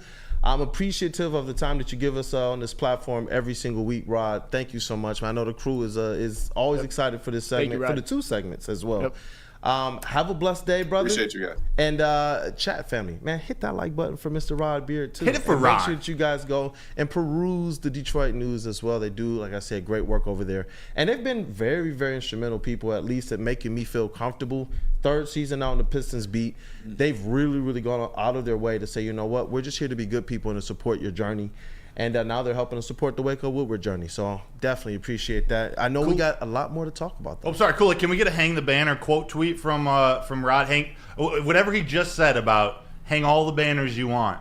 That's a statement. We're definitely going to do that, man. That'll probably hit socials at some point in time today. And I know another segment that I really, really liked yesterday, and Broder and Sam, y'all were cooking yesterday. We got to talk about this NFL Combine. We also have what's trending, and I need you all to get your mailbag questions in chat. Continue to hit that like button if you haven't already. And the phone lines are open, 313-552-6322. And Rod brought a lot of good news, man. Yeah, he did. But I got to tell you guys about a little bit of bad news. But then I got some more good news as well. The bad news is insurance rates are going up across the board in Michigan. Surprise. But the good news is Swiss Insurance is here to help right now more than ever. It's critical for you to have your insurance reviewed. Swiss will make sure your carrier does not slip in extra fees or raise deductibles. Call Mark at Swiss Insurance today or visit swissins.com. Tell them Woodward Sports sent you. Where's the most convenient place to get that big fitness energy? It's Planet Fitness. Join today for just $1 down, $10 a month. With over 2,400 locations and equipment for every workout, you can get in, get energized, and get going. And with free fitness training and most clubs open 24 hours, everyone belongs in the judgment-free zone. So join today for $1 down, $10 a month, no commitment, cancel anytime. You have an opinion? Make sure it's seen and heard. Corner, jumper, tweet us, hop on the YouTube chat, slide in the DMS at Woodward Sports on all social media. Buying your first Feldman Chevrolet is much more than buying the car that will get you from point A to point B. It's a place for first memories, some big, some small. As she grows, you're not just buying her a Chevy, you're buying into a Feldman family. With more than 700,000 vehicles sold, from generation to generation, Feldman just keeps rolling. Hey, you guys, are you tired of wearing that same old Detroit sports merch? Yeah, Just. Well, let me tell you, it is a new era in sports wearables with new designs, amazing apparel, and the ultimate swag. Look, I'm going to tell you right now, go to woodwardsports.com, click on that shop tab. We've got everything to get you prepared for next season. We got the Stoke Not Scared. We got the Woodward Tigers. Yeah, we got the Woodward Pistons hoodies as well too. I wish I had mine on today as well. But I got the K Crusade shirt on. You got the K Crusade shirt. That is still up there as well. Go and get all of these items today. WoodwardSports.com. Click on that shop tab. Let's go, JB Smooth again, man. The booth has been electric today, man. Let me make sure I shout these guys out first. KG over here in the sound booth, man. The new graphics that you're getting up on the back wall, the phone lines, the sounds, man. Detroit's #1 draft pick. Grateful to have you on board, brother. And Woodward Sports' MVP over here, Mr. JB Smooth. He continues to innovate on this show from that TD booth, man. The hat's fire too. Thanks, I appreciate that, man. Yes, Thanks. sir. Yes, sir. But what up, though? People, welcome back. It is Wake Up Woodward. I'm excited for this segment. I'm going to definitely continue to ask the chat. Hit that like button. Get your mailbag questions in the chat. Get them ready. And we also got What's Trending with JB Smooth to look forward to as well. The phone lines are 313-552-6322. We're going to talk to NFL Combine, but you said we have a caller on the line? Yes, my man, John F. and Lord. What's up? You on Wake Up Woodward, bro? What up, dude? What up, guys? What up, dude? Hey, John. How's it going? Man. Thanks for calling. I got a couple questions and a statement. First question, for the Lions. We're going back to the Lions. Who will be our number 3 option at wide receiver? Because J-Mo is going to be number 2. Flannel. Damn right. But, the second question, going to the Red Wings now. Is Big Cat and Kane the best duo right now in Red Wings? Wow. In NHL, I meant. And here's my statement. Flannel. Get your haircut because you're looking like Paul Bunyan. That's fair. That's fair. No, that's fair. For the record, just for the record, before, and I'll let you answer the question, Broder. My wife came to me after my last haircut and said that she liked it a little longer. Ooh. Hey. Okay. Hey, yo. Hair. Oh, God, clip him. All right. John F. guys, and Lord, I'll let thanks you so go. much for the call. We appreciate you. You're an OG. You've been here from the start. Thanks for all your support, man. He asked 2 questions before his statement about Paul Bunyan up there on the desk. He said, who's going to be the Lions' number 3 wide receiver? And then, is Kane and DeBrincat the best 1-2 punch in the NHL? Yeah. So in terms of the Lions, then maybe I'll pass it to you, Flannel, or someone for the Red Wings. For the Lions, I think it's either going to be DPJ, a combination of whoever they decide to re-sign out of DPJ, Donovan Peoples-Jones, or Josh Reynolds, which I sort of expect them to bring one of those back. But I also think wide receiver in this draft is a position they're going to look at. Mm-hmm. There are a lot of good options we talked about yesterday in our NFL Combine section segment. Whether it was Xavier Legette, whether it was Adonai Mitchell or Xavier Worthy from Texas, they're going to be looking for a big body wide receiver to help stretch the field, give them that deep threat or red zone threat near the end zone. So I don't have a clear answer for you, either DPJ, Josh Reynolds, or someone they find in this draft. Yeah, and as far as the Red Wings question goes, I want to say yes, but there's a couple of guys in Edmonton named McDavid and Draisaitl that would have something to say about it, and that's fine. I think that DeBrincat and Kane, especially given how Kane is playing now, could maybe elevate to 2. Are they better than Reichard and Tkachuk in Florida? I think they're capable. Are they better than, say, Nylander and Matthews in Toronto? Probably not yet, but hey, they're closer. They're close enough so that you can maybe ask the question. I think saying best over Draisaitl and McDavid is a little too much, but anyone after that, don't hate the question. Hey, I think that sums that up. John F. and Lord. And you know what? Thank you for the call, man. As always, like I say, guys, the phone line is open, 313-552-6322. Even if you want to call in with your mailbag question, you can definitely do that. And continue to hit that like button. Something that I like, and I'm putting on this cap right now is my student cap. It's time to get educated. I love the conversation between Flannel and Broder yesterday. It was about the NFL Combine Week. Guys, and chat, it's time to get educated, man. It just is. These guys did a great job with it. Hey, take it away, brothers. Yeah, and throw in recommendations, guys you want us to look at or highlight in later segments. But today we're going to be talking about the offensive line. They have their drills on Sunday, so we aren't going to have a show on Sunday, so we're highlighting them today. Tomorrow we got defensive linemen coming in hot because they start their drills on field in Indianapolis at 3 o'clock tomorrow afternoon. But for the offensive line, the Detroit Lions' best unit, Brad Holmes and Dan Campbell coming out yesterday saying they're going to draft and develop versus going out and getting top-tier free agents.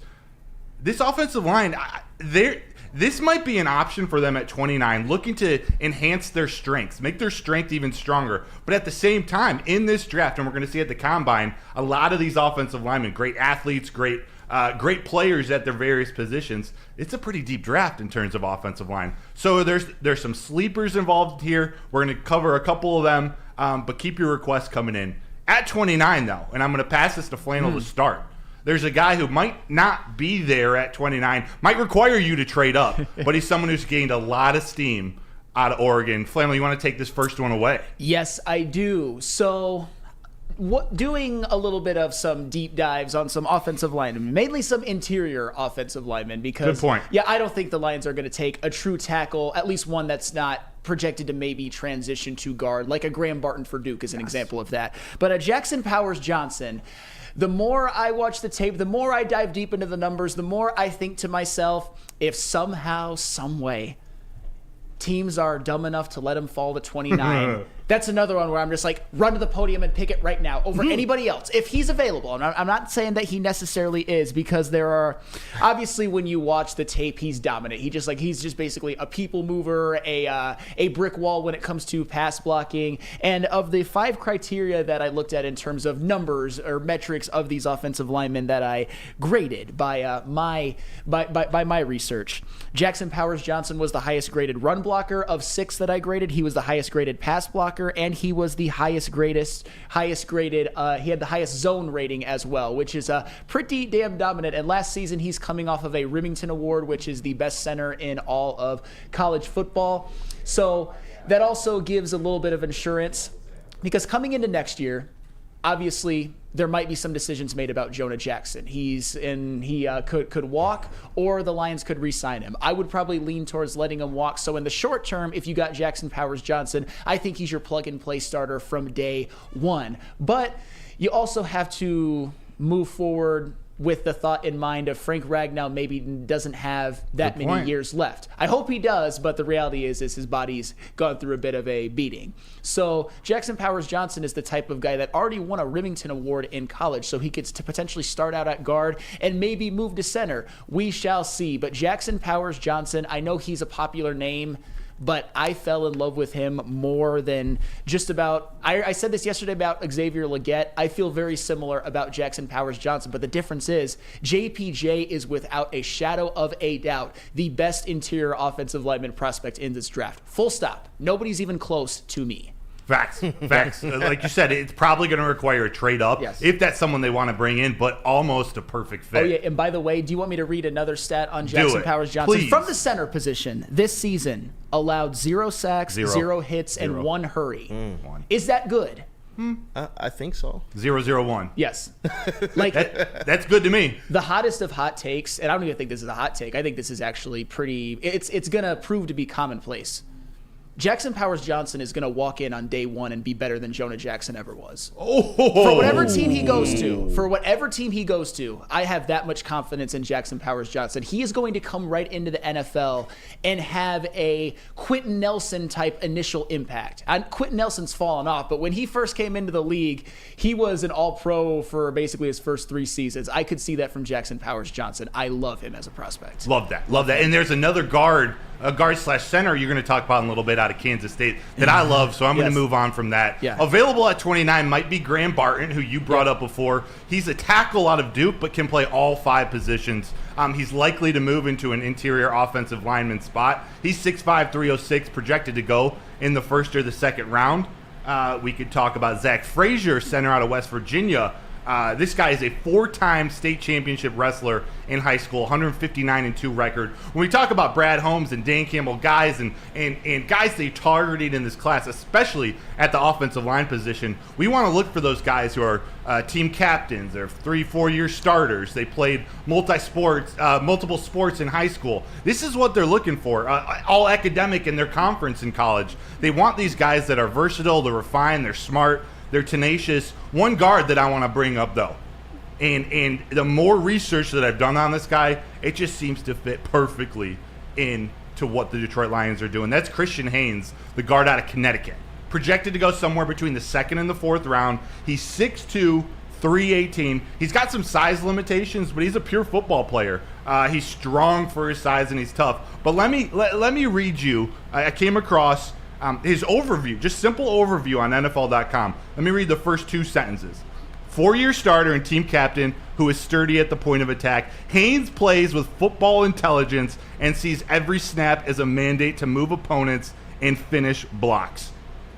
That alone just fits right into the mold of what they're looking for. So Christian Haynes, he's one of those guys, might be a 2nd, 3rd, 4th rounder. If he's still there, especially in the 3rd, that's totally a guy that they target. But another guy, his name's starting to spread around Detroit also.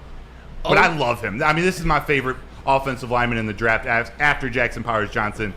Flannel, tell me about Kansas State guard Cooper Beebe. Oh, it's so funny that you mentioned that because Cooper Beebe is somebody who the Lions could, at least as of now, we'll see how it shakes out after the combine. He's projected to maybe fall to them at 61 or 73. But I agree with you 100%. As an interior offensive line prospect, he is the 2nd best prospect in this draft. He is better than Graham Barton, who is probably projected to go higher than him. He is better than Zach Frazier, who is probably projected to go higher than him. He is better than Troy Fautanu out of Washington, who is projected to go higher than him. Cooper Beebe, if the Lions are to get him, if he's available at 61 or 73, that's another one. I'm going to keep doing this over and over again. Brad Holmes, get him, sprint to the podium and pick Cooper We need Beebe. that segment. He's a bulldozer. And for the record, where I'm getting these numbers are from our PFF, by the way. I'm not just like pulling them out of thin air.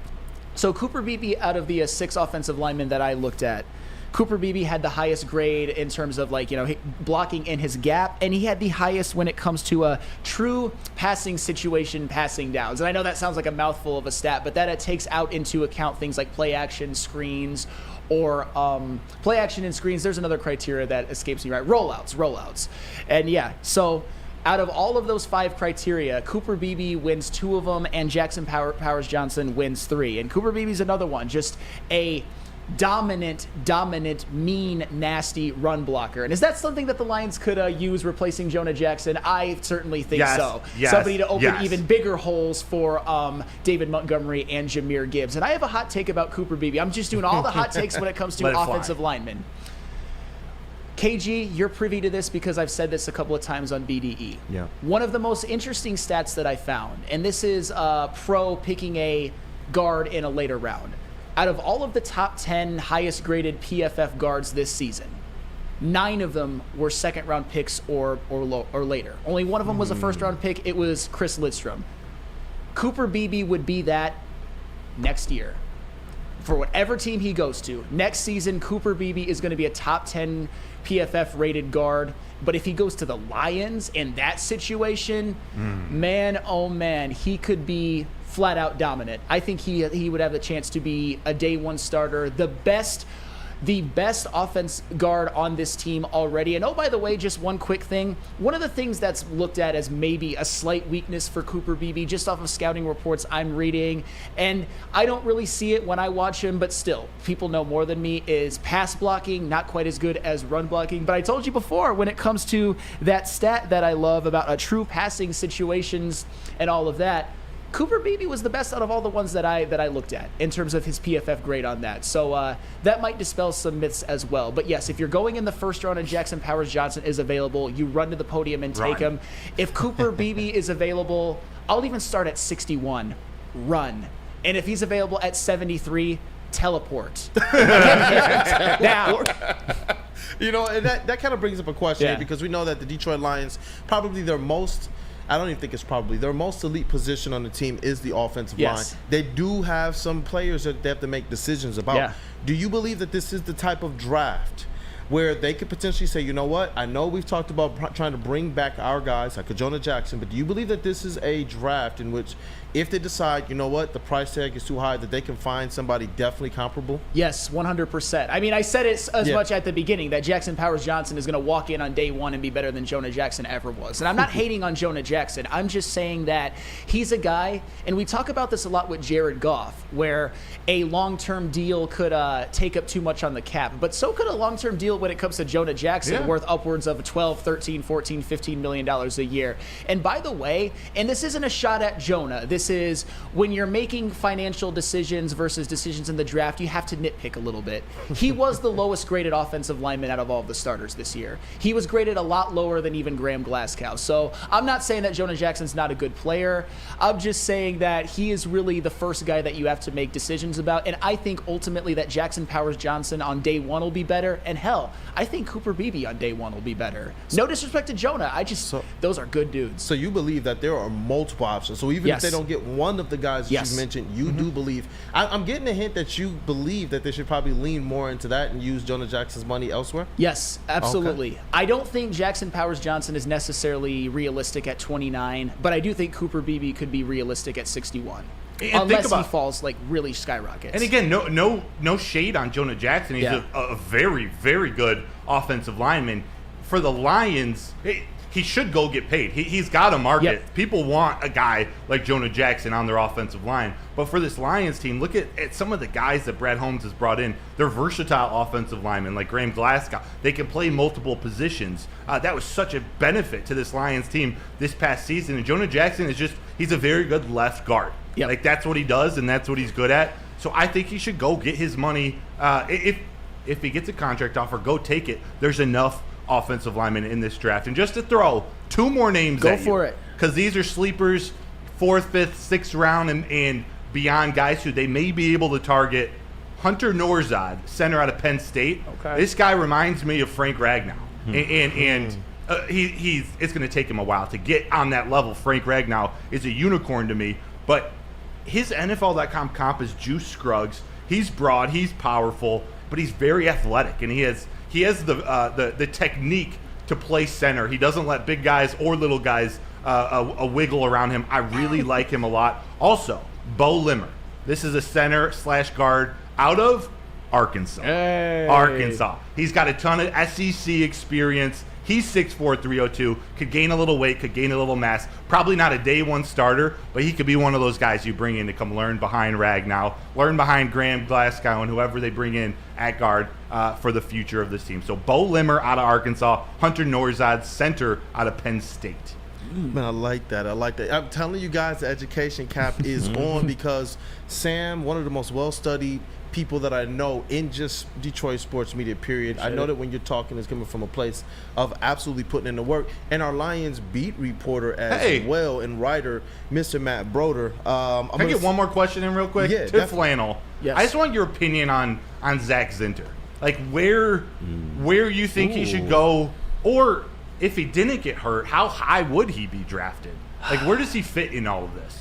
All right, so I want to know that too. Zach Zinter is somebody that I would consider taking at the Lions' second, third round draft pick if they don't get a Cooper Beebe or Jackson Powers-Johnson. I like Zach Zinter as a prospect. I obviously loved watching him play at Michigan, but when you dive deeper into the numbers and you even watch some highlights, his pass blocking is a little bit more suspect than you would like. For example, he's not the prospect. I always kind of at least with my preconceived notions, I've always been like, oh yeah, Zach Zinner, the number one guy I would want to target in later rounds. Cooper Beebe's a much better prospect than Zach Zinner. No disrespect, it's just Cooper Beebe is one of those guys that could end up being amongst the biggest steals in this entire draft period. Zach Zinter is a guy who's probably going to be drafted about where he should be, and I think he'll be a starter in this league for sure.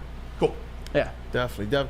And shout out to Dante 151 for the super chat again, man. Thank you. Dante! Chat family, the support has been great. He says, if you want to love BB more, then watch his tapes against Texas. Yep. When he faced Sweat. He put Sweat in a phone booth. Absolute dog. And that's the thing. Those are, you got Sweat. He is one of the best defensive linemen in the country. And I get it. When you're a college prospect, you're going to play some games against guys who won't be in the NFL. But when you get the opportunity to have a sample size against a guy like that and you get the best of them, I think that's a nice feather in the cap of Cooper Beebe as well. Definitely. Man, I love when you guys talk this stuff. I really do. Yeah. Did you have anything on the combine aspect? Oh, no, I'm just sitting and learning. But I know a lot more about the O-line because of y'all, so I appreciate that. Yeah, exactly. Definitely. Because right now I'm sitting here, I know early on there were a lot of people, it was a debate on, do you bring back Jonah Jackson? Do you go out there and sign somebody? In my opinion, I'm like, okay, if you're not really going to spend the money on him and you know that you got a lot of other players that you want to bring back, which is supposedly their philosophy, and you got Jared Goff looming as well, if that's the extension that you want to be able to hand out, to me it's like you've made me really comfortable, especially with the way that we know Brad Holmes operates in these drafts, that the Detroit Lions are going to be able to take a step forward with making this unit, this offensive line, even that much more better next year, even if it's through the draft and not necessarily bringing back Jonah Jackson or going out and trying to sign an elite free agent offensive lineman. Yes, I'm 100% on the you can let Jonah Jackson walk. Respectfully, of course. But even a guy like Zach Zinter, who I said I'm not as high on as Cooper Beebe, I think that he could be as good as Jonah Jackson someday. He could kind of seamlessly fill the position. I just don't know if he's an elite prospect or translate to being like a multiple-time Pro Bowler. But Zach Zinter at 90, or was it 93 or 95, whichever one, I would sign up for it, 100%. Dope. Hey, you know what, man? The chat has been kind of putting this out there. Yeah. I think they want me to get a message across to you, Sam. Okay. And it's about shout out to the chat. What is our studio in a hair salon? I think so, man. I think so. And they want you to go to Lady Jane's Haircuts for Men. Don't let them get to you. For an award-winning haircut experience, man. And guess what? You can also register to win a trip of your dreams and all expenses paid suite for the 2024 NCAA tournament. That's right, no expense spared for you and 5 of your best buds. Lady Jane's Haircuts for Men. It's open 7 days a week. Walk in anytime. It's wicked awesome. What's trending? Buying your first Feldman Chevrolet is much more than buying the car that will get you from point A to point B. It's a place for first memories, some big, some small. As she grows, you're not just buying her a Chevy, you're buying into a Feldman family. With more than 700,000 vehicles sold, from generation to generation, Feldman just keeps rolling. Thank you to all the fans for making Woodward Sports your #1 online destination for Detroit sports. We promise not to drop the ball. Big Boy Seafood Fest is sailing in with a fresh catch of favorites. Dive into fish and chips, our new palm-crusted cod, perfectly fried clam shrimp platter, or a delicious fish sandwich. Try our new mango iced tea, the ultimate complement to our popcorn shrimp, our all-new fried pickles, shrimp alfredo, or shrimp stir fry. Experience all the sea has to offer every Friday night with our all-you-can-eat seafood buffet. Every day is a fish fry, only at Big Boy. Y'all already know, man, I got the pet lion, and I give him the best at Premier Pet Supply. It's hands down Michigan's best pet store. Same prices and all the conveniences of the online and big box retailers, with one major difference. Family and locally owned and operated for 30 plus years. For over 60 brands of food and nutrition experts to help you same day, local curbside, and home delivery. Premier Pet Supply, give your pet the best at www.premierpetsupply.com. I love this crew, man. And you know what? I love the chat family too. What up, though, man? It's Wake Up Woodward. You guys have made this a blast this morning, man. Definitely thank you guys for supporting. We have already crossed that 100 barrier, that line. Let's take this as high up as we can as it relates to that like. Keep smashing it, share it, man. Post it everywhere. We appreciate you guys' comments, man. And that phone line is 313-552-6322.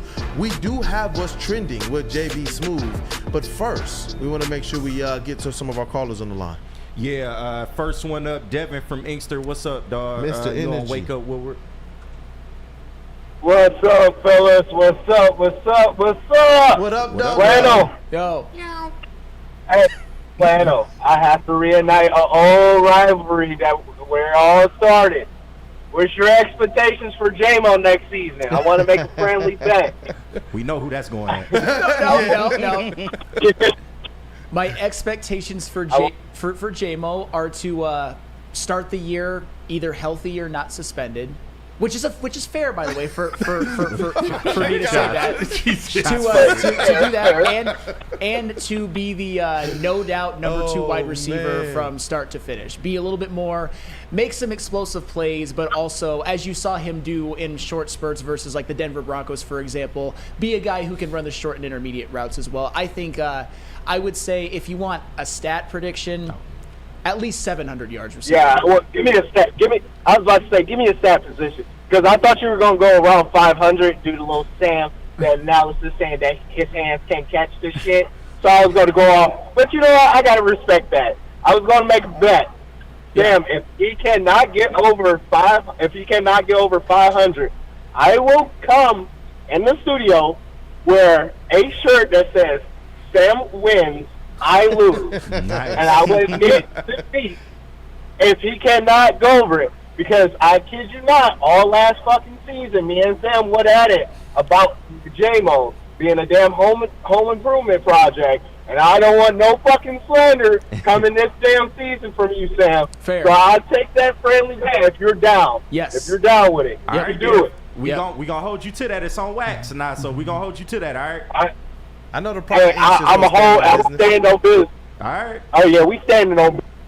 Appreciate you guys. Love you guys. Have a good one. Love you, bro. Fucking man. Woodward Appreciate crew. you, man. Let's go. Let's go. Thank you. That's a great call. Great That's call. a great Oh call. yeah, always. I can't wait to see how this plays out, man. Who do we got next? We got Terrell from FL. What's up? Hey, You gonna let's wake go. up, Woodward? Welcome. Hey, good morning, boys. I got a hot take for you, Sam. You're going to like this one. So, there's something that goes on with our fan base that kind of bothers me, and I don't want anybody to take this personally. It's just something that I've observed over the last couple years. Whenever Brad goes up and does a press conference, he goes up there and speaks, and everybody takes what he says so literally and just runs with it and acts like that's gospel, right? And everybody acts like they know what he's going to do. And it's a common theme out there where everybody's running around talking about what he is and isn't going to do when it comes to signing free agents and signing dudes and, building the team through the draft and all of this stuff. I got a news flash for y'all. Brad is no different than any other coach or GM when he goes up to the podium. He is a very honest person in general, but he speaks in a lot of generalities. It's GM coach speak. That's what these guys do. They're never going to tell you what their real plans are and what they really think. Just because Brad goes up there and says, well, we're not going to spend a bunch of money on a bunch of high-priced free agents, does not mean in any way, shape, or form that he's never going to bring in a dog. Think about this logically for a second. Is he going to sit there year after year with tens of millions of dollars in cap space and just bring in a bunch of mid-level guys and pay them $6 to $8 million a year and never bring in any dogs? No, that doesn't make any sense whatsoever, because having depth is nice, and you do need some depth to win a chip, but depth doesn't win you chips. Dogs win you chips. Daniil Hunters and Chris Joneses win you chips, not backups. I mean, sometimes you got to bring in a backup to cover or whatever, but when you bring dudes in, you're bringing them in on the basis that you think that they're going to be healthy. Does that always happen? Absolutely not. But you can't just sit there and bring in mid-level guys and depend on the draft and think you're going to go win a chip.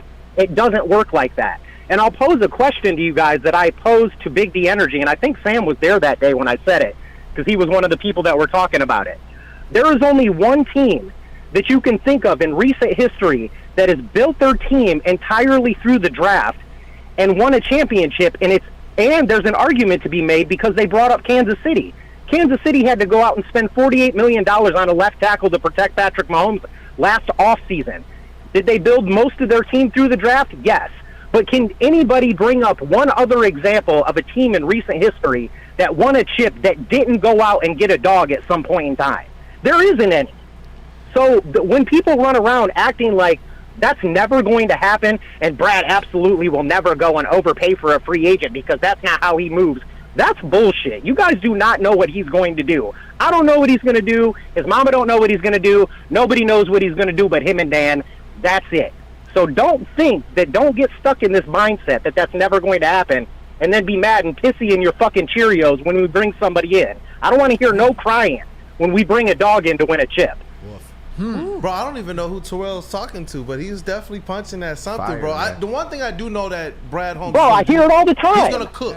That's the one thing that I firmly believe he's going to cook. Flan, I know you were rare enough to say something. No, well, honestly, Terrell, I know what you mean. I don't think that was coming from a place of nowhere because I hear a lot of it too. And me personally, I want an edge. I want an edge more than anything in the world, just because you've got options. You've got your more expensive options like a Danielle Hunter, for example, but you even have some veterans you could get on 1 year like a Jadeveon Clowney who's cheaper, or you could even go after, see, my guy, what I would want at a bare minimum, Bryce Huff from the Jets on like a cheaper deal, a guy who had 10 sacks last year, but even a guy like Jonathan Grenard who's coming off his rookie contract in Houston who had a big time year. There's so many out there that you can get at such a variety of price ranges or stages in their career. I agree with you that at least in terms of getting somebody, but to me, it's an edge. I don't want to say an edge or bust because Brad Holmes has done such a great job building this team already, but I want an edge because there's almost... Well, it could be yeah, go ahead. It could be an interior defensive lineman as long as they can rush the passer. Hunter is an interior defensive lineman, and so is Chris Jones. Right. No, I mean... So it could be either. Of course. It's just that when I was looking at the list of available free agent edges, which I'd be okay with a DT as well, I was just like, there are so many of them, some that were better than you even think, some that a casual fan, I'm not accusing anybody, but some that a more casual fan might not have even heard of, that could help this team win a Super Bowl next year. So that's why I stick to the edge thing, but a defensive tackle wouldn't mind it at all. Right, and the last thing I wanted to say was that, like, I love Brad. He's the fucking GOAT, but he's not perfect. And nobody will ever convince me, and I know the heavyweights have talked about this a lot too, nobody will ever convince me that if we would have traded for Sweat instead of him going to the Bears last year, that we would have made the Super Bowl, because he would have made all the difference in the world. That's the only mistake that I think he ever made. But I understand that he has a philosophy that he's trying to go by. But, man, if we had Sweat on our team last year, we probably would have won it. Well, I'll tell you. I'll tell you. Y'all what, have man. a good day, though. Appreciate you taking the call. Yeah, I'll tell you what. Montez Sweat, he played the best ball of his career with the Chicago Bears. He completely kind of transformed that defense. So I'm not casting aspersions on Brad Holmes for not making that move, but Montez Sweat would have been pretty sweet. But it's okay though, by the way. It's okay. Good, yeah, he would have been sweet. Yeah. My only, if I was going to push back just a little bit, is that the offense. I don't know what he would have done to help necessarily the offense. They kind of got blanked in that third quarter as well. There was a lot of kind of singular things. If they just make this call better. We're getting to the Super Bowl if Josh Reynolds catches that ball. If Yodi doesn't let the San Francisco 49, who was it, Hargrave, or the interior defensive lineman bust through, forcing Jared Goff to scramble the outside on the other fourth down to Amon-Ra St. Brown that he threw short. Or the third down running. There are so many things. I do agree Sweat would have made a difference. It's just a lot of hypotheticals. We don't know what it's going to be like. And I think the general thought, none of us know what Brad Holmes is going to do, but what I took away from those press conferences is that he's going to take care of his guys first. Like, that money versus taking a chance on, and I'll say it on a Danielle Hunter, for example, taking a chance on a stud like Danielle Hunter, wanting maybe a 5-year contract. There's risk of that being a bad contract in 3 years. He'd rather give it to his guys like Penei Sewell, Amon-Ra St. Brown, the ones he knows, even if they get hurt or whatever, they're the right guys for this team, and he wants to reward those guys, especially if they're going to continue to draft and develop. That's what you want to get the best out of your players. pay the ones who you've drafted and developed and are worth it. Yeah, you know what? That's a bar right there. That's a bar. I think you summed that up pretty well, man. Pretty well. Let's. I want to be able to get to what's trending with JB Smooth, but I know we got to hear from somebody really quickly here. What do we got? Feldman? Feldman. Feldman, yes. My bad for that. Great transition. I just was sleeping a little bit. But Feldman Chevrolet, Detroit's #1 Chevy detail dealer. Since 1996, Feldman Automotive has been driven to provide a fast, convenient, and first-class car buying experience called the Feldman Advantage. With 18 locations as a Feldman dealership in your backyard. Visit feldmanauto.com to find the location nearest you. Catch Woodward Sports Network live from Feldman Chevrolet of Novi every other Monday. Hi, my diamonds. It's Crystal with an X. You want to get hot and perfect like me? Here's my super easy routine. Drink at least a gallon of water before you wake up. Attach a weight to everything in your house. Sell your car and just sprint everywhere. Scream when you exhale. Don't follow Crystal with an X. Do your own thing at Planet Fitness with tons of equipment and free fitness training in our clean and spacious clubs. Join now for just $10 a month and cancel anytime. Woodward Avenue, the first paved road in America. Woodward Sports, the first sports network born in Detroit and made for Detroit. Come to Lady Jane's for an award-winning haircut experience and register for a once-in-a-lifetime opportunity to win an all-expenses-paid suite for the 2024 NCAA tournament for you and 5 of your best buds. Lady Jane's open 7 days a week. Walk in anytime. It's wicked awesome. In the words of LA Knight, let me talk to you. Hey, Woodward Sports has all y'all Detroit sports coverage that you need all day long. And it starts with us, man. Wake up Woodward from 8 to 10. You know, you're going to see our beautiful mugs every morning. Then right after that, we got Big D Energy with Darren McCarty, Red Wings legend, and the Golden Voice, Neil Rule on Big D. And then we have the greatest Michigan wide receiver of all time in Braylon Edwards, and the Fox 2 poster child, Ryan Armani, with Maz, 2 to 4 every day on Armani and Edwards with Maz. And then let's finish it up with the heavies, man. Spence and Easy bringing the heavyweights 5 to 7 every day. Woodward Sports is Detroit's #1 sports network all day long, on air and on socials. Bro, that is heat, man. What up, though? People, wake up. Woodward, we are back. The chat family has been on one today, man. I got to make sure I shout you guys out first before we get into what's trending. We'll cue that up. You know, you guys already know the Rock Buffer family. We definitely are going to make sure that we get that kind of teed up right. But I just wanted to say once again, thank you to you guys who have smashed that like button. If you haven't yet, we would definitely appreciate you guys' support. And I can't wait till we do a live show where they're able to attend and we can interact live with them. And I know we have some plans in the future to potentially get them involved even more on this platform. It's going to be a fun time, but I just want to make sure I shout out again our booth, KG, Detroit's #1 draft pick, JB Smooth in the TD booth. Woodward Sports is MVP over here.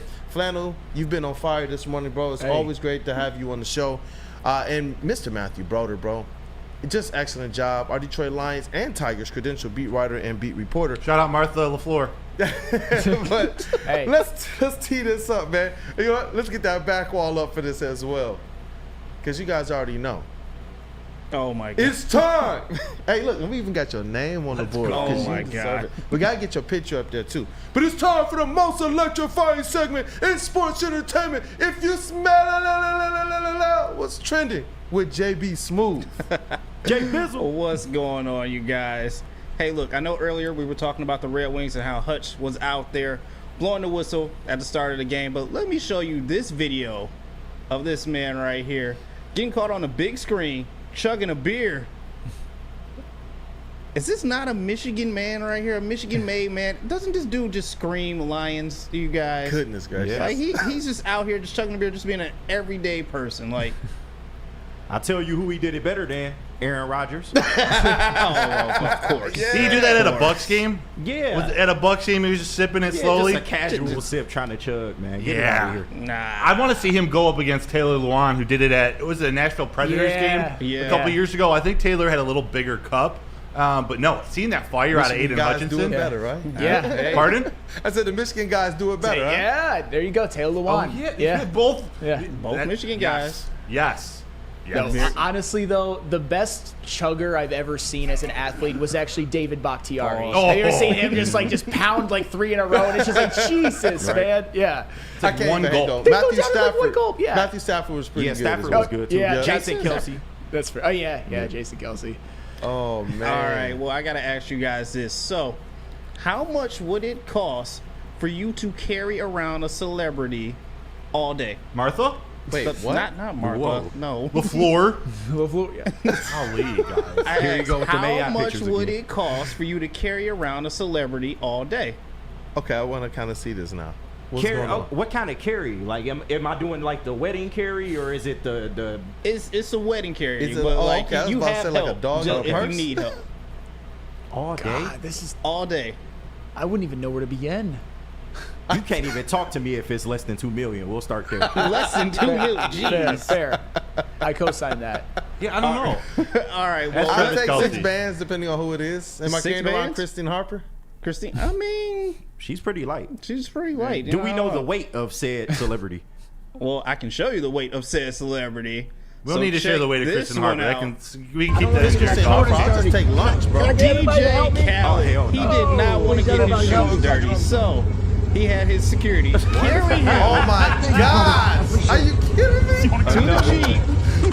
Hey, you know what? No less than 2 mil, bro. KG had it right. No, we got to up it to 10. That's Khaled. I ain't know it was Khaled. That's 10. They carried him onto this little Jeep right here, and they also carried him up the stage too, all because he didn't want to get his new J's dirty. Look at this. God did. Oh my gosh, bro. He doesn't want to get his J's dirty, but he can't buy another one? Hey. Look, just carry me all the way there. What? And the brother's Can't let him hit struggling the sand. slightly Can't too, let him hit the man. sand. It's kind of weird to me. So once again, I asked you guys, how much would it cost if you now knew that it was DJ Khaled? 15. KG, you took it went up again from 2 to 15. Yeah, that's Khaled, man. You gotta up the price for that. Oh my! How much does it gosh. cost? How much does he pay those guys? I don't I'm know. sure, It man, didn't that's the say. question right there. Yeah.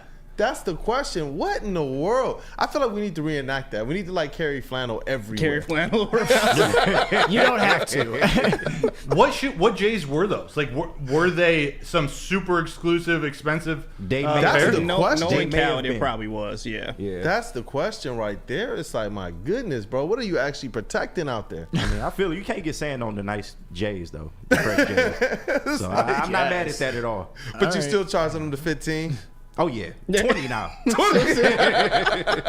Yesterday's price is not today's price. My guy. See, Bars, Mr. Flannel. see, and lastly, I got to play this video for you guys. Like, I don't know what this man is training for, but it is too much.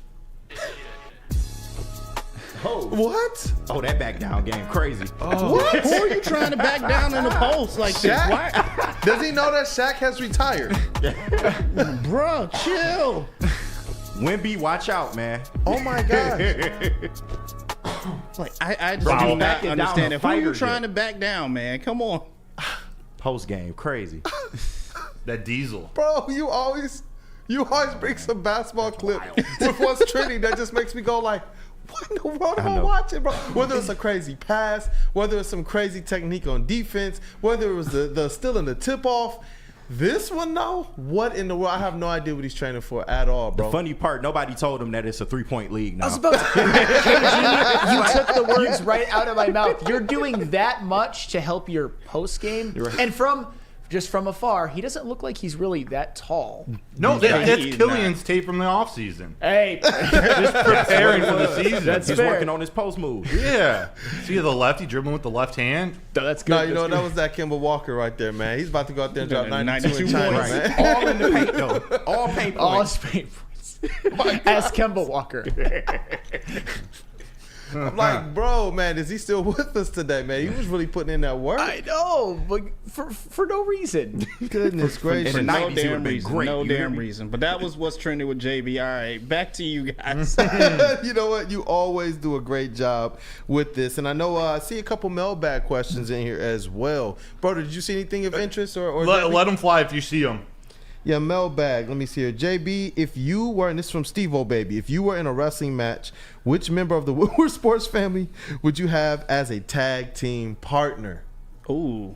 You know I got to go with my boy KG. You Come know on, it, man. I was Let's going to be go. mad if you said anybody else. I saw bro. I ain't gonna KG's lie. face like, come on, man. We would be know like the this shit, Usos. Like, come on. I got you. The hot tag, man. Oh, my God. I'm going crazy off the hot tag. I got you.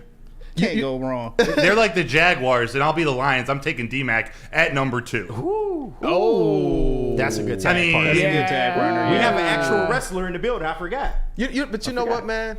I would have to take the only guy who is 1-0 in Woodward Sports wrestling or fighting matches. I got to go with my man Easy, dog. Yeah. He did win the only Woodward Stick. Sports match out there. I love Stick, but come on in, Stick. Easy, man. Easy. Flannel, who would you have as your partner? God, so all the good ones have been taken. Yes, you're right. You would be the overwhelming favorite. Yeah, D-Mac, baby. I'm going to go Braylon, professional athlete angle. Ooh, nice. That's a good one. Yeah. That's a good one. Yeah. I like that, man. You know, we got another wrestling one. Shout out to Big Dan Davis, Mailbag JB, and all other wrestling fans. What did you think about the return of Sean Spears, a.k.a. Ty Dillinger, on NXT last night? Hashtag 10-10-10. Yeah, it's about damn time, man. It's good to see him back, man. He was kind of making waves when he was in NXT in the main roster before, but we all know Vince, man. He makes certain decisions that aren't really smart, and they end up cutting the guy. But it's good to see him back, man. He was a good young talent, and just look forward to what he can bring. Yeah, that's facts. I like to see him back. I don't know what their plans are for him, but man, I miss those days when he was Ty Dillinger in the 10, right? Eat your nuggets, Like, Cody that was Crybabies. Laugh fun out loud. back in the day. Dan Wood. Y'all are perfect, dog. I'm waiting for the rest of the show from JB and KG, dog. Like, that was perfect. But Shad, this is one for Sam. He said, why does Sam still treat J-Mo as if he did something devious when he got suspended? I can't imagine being a chronic hater and praying for J-Mo to be bust just because he was injured. No, I wanted you to be able to kind of speak from your own place, because I do believe His suspension that was you want to BS. see J-Mo succeed. Yes. Here's the thing, whether it was BS or not, it happened. And my thing has always been, you didn't see other notable players just gambling suspensions being thrown out like parking tickets at Birmingham. It just didn't happen. So that's my thing. It was very disappointing to me how after that lost rookie season that he had to spend the first, at the time 6, it got reduced to 4 on the bench. And I don't think that's a crazy take or anything like that. I'm not calling him a degenerate or anything like that. I'm just saying it happened. I don't think it will moving forward. But moving forward, you know what? I'll say this because I can see how you can construe it that way. I will say only hopefully he starts the season healthy, because that's something that he can't necessarily control. I'm not assuming that he's going to get into shenanigans. I never have. Keep that on the screen, JB. Yes. I'm just trying to let him finish. I'm good. I'm good. We got a couple more we got to read. This one. Mail sack from Mike G. Would Sam ever wear a half Phil Wallace, half D-Mac jersey while he does the show? We have to find a way to make this happen. Oh, my God. How's that even a thing? I'm sure somebody would find a way to make it. It'd be funny. I'd consider it. And you know what? Man, look, some of the chat, they've put in here who their wrestling tag team partner would be. Oh, good call. Chili said D-Mac. Xavier D-Mac. Yup. Let's see here. Alex Haggerty said, I'm taking Spinny. Mike G said, easy. Yeah. Eduardo O'Neill said, not easy. Eduardo O'Neill, I don't know if he said Tammy or if he's just saying you too, Tammy. But you know what? Tammy, that would be one I would have as my tag team partner as well, man. She's epic. She is epic. Oh my goodness, man. This was a great show, man. Yeah. This was a great show. Chat family, man, you guys have been excellent today. We're going to try to continue to innovate. We're going to continue to try and bring the information. Continue to let our guys really just shine, man. I had a lot of fun kind of being educated during that NFL Combine segment, and I can't wait to hear more as the week goes on. Now you got to share. What's going on? I can't. It might just need to go up on the screen. James's last comment. Hold on, I got you. It was a laugh out loud. Let it just be. I gotta see that's, this. If you're audio only, come check out the YouTube. Hey, Jay. You know what? Yeah. Oh Pause. boy. I'm not gonna read it, but hey, thank you, James. Thank you. Thank you, chat family, man. If you haven't already, definitely go ahead and smash that like button on your way out. Share the stream. Smash. You guys don't understand how much it does mean to us. I got posted earlier in the chat, man. Since we started the show, it started with a little bit of nerves, but I'm comfortable with this kind of starting five in our six-man and Terry Foster. I love these guys. We all support each other. But the thing that I really, really, really started to live for is the support of the chat family, man. Like, I cannot wait till we have more opportunities to be able to interact, to be able to meet up with you all, and to be able to have these conversations live and in person. This has been really a blessing in my life. You talk about right now, I'm on a high right now, man. My wife is recovering well from, childbirth. Hey, my baby is healthy. This crew right here is amazing. I feel like I found brothers for real that I can trust. And the chat family has been something that every single day I jump up like, yo, I can't wait to see how they're going to amaze us, make us laugh, what questions they're going to have, and just see the absolute support. So thank you guys for supporting Wake Up Woodward. This has been awesome. Any last words from you, gentlemen? I think you summed it up as perfectly as possible. I wouldn't want to sully that with any of my words. Well, definitely, I want to make sure that we shout out our crew and our cast once again, man. In the sound booth over here, we got Detroit's #1 draft pick, KG. Thank you, brother. We got Woodward Sports' MVP over here, Mr. JB Smooth in the, you know what? I'll say it, in the TD booth. And we got Mr. Matthew Broder. And that shirt is so fire once again. Definitely show the people really Check out Woodward.com/shop. Yeah. Hit shop. Woodward Pistons, WoodwardSports.com. Let's go. Let's rock, man. Also, yes, sir. I'll take this one from you real quick. Shout out Noah, Ryan, and Roman, and all the guys in the back. John Claus, Brady Griffin. But we like to do a lot of these graphics. Kool-Aid is a massive part in this. Travis Maddox on the social team. Yeah. But Noah, Ryan, and Roman, they don't get as much credit as they deserve. Thank you for They're cooking shouting up them some out. masterpieces, helping us innovate here on Wake Up Woodward. Thank you for shouting them out. And you know what? I'll finish your shout out too, No, man. keep Our going. credentialed Detroit Tigers and Detroit Lions beat writer and beat reporter. And we got, honestly, you are our veteran here, man. You are our vet here. We probably learned the most from what you bring to the show and what you continue to bring on this platform in this time slot. I've learned a lot as it relates to sounds, as it relates to how we carry ourselves, as it relates to how we prepare, and as it relates to bringing the heat, honestly, man. Mr. Flannel Sam over here, and I'm your boy Brandon, aka Detroit Kool-Aid. I'm always gonna make sure that I try and bring something Pistons.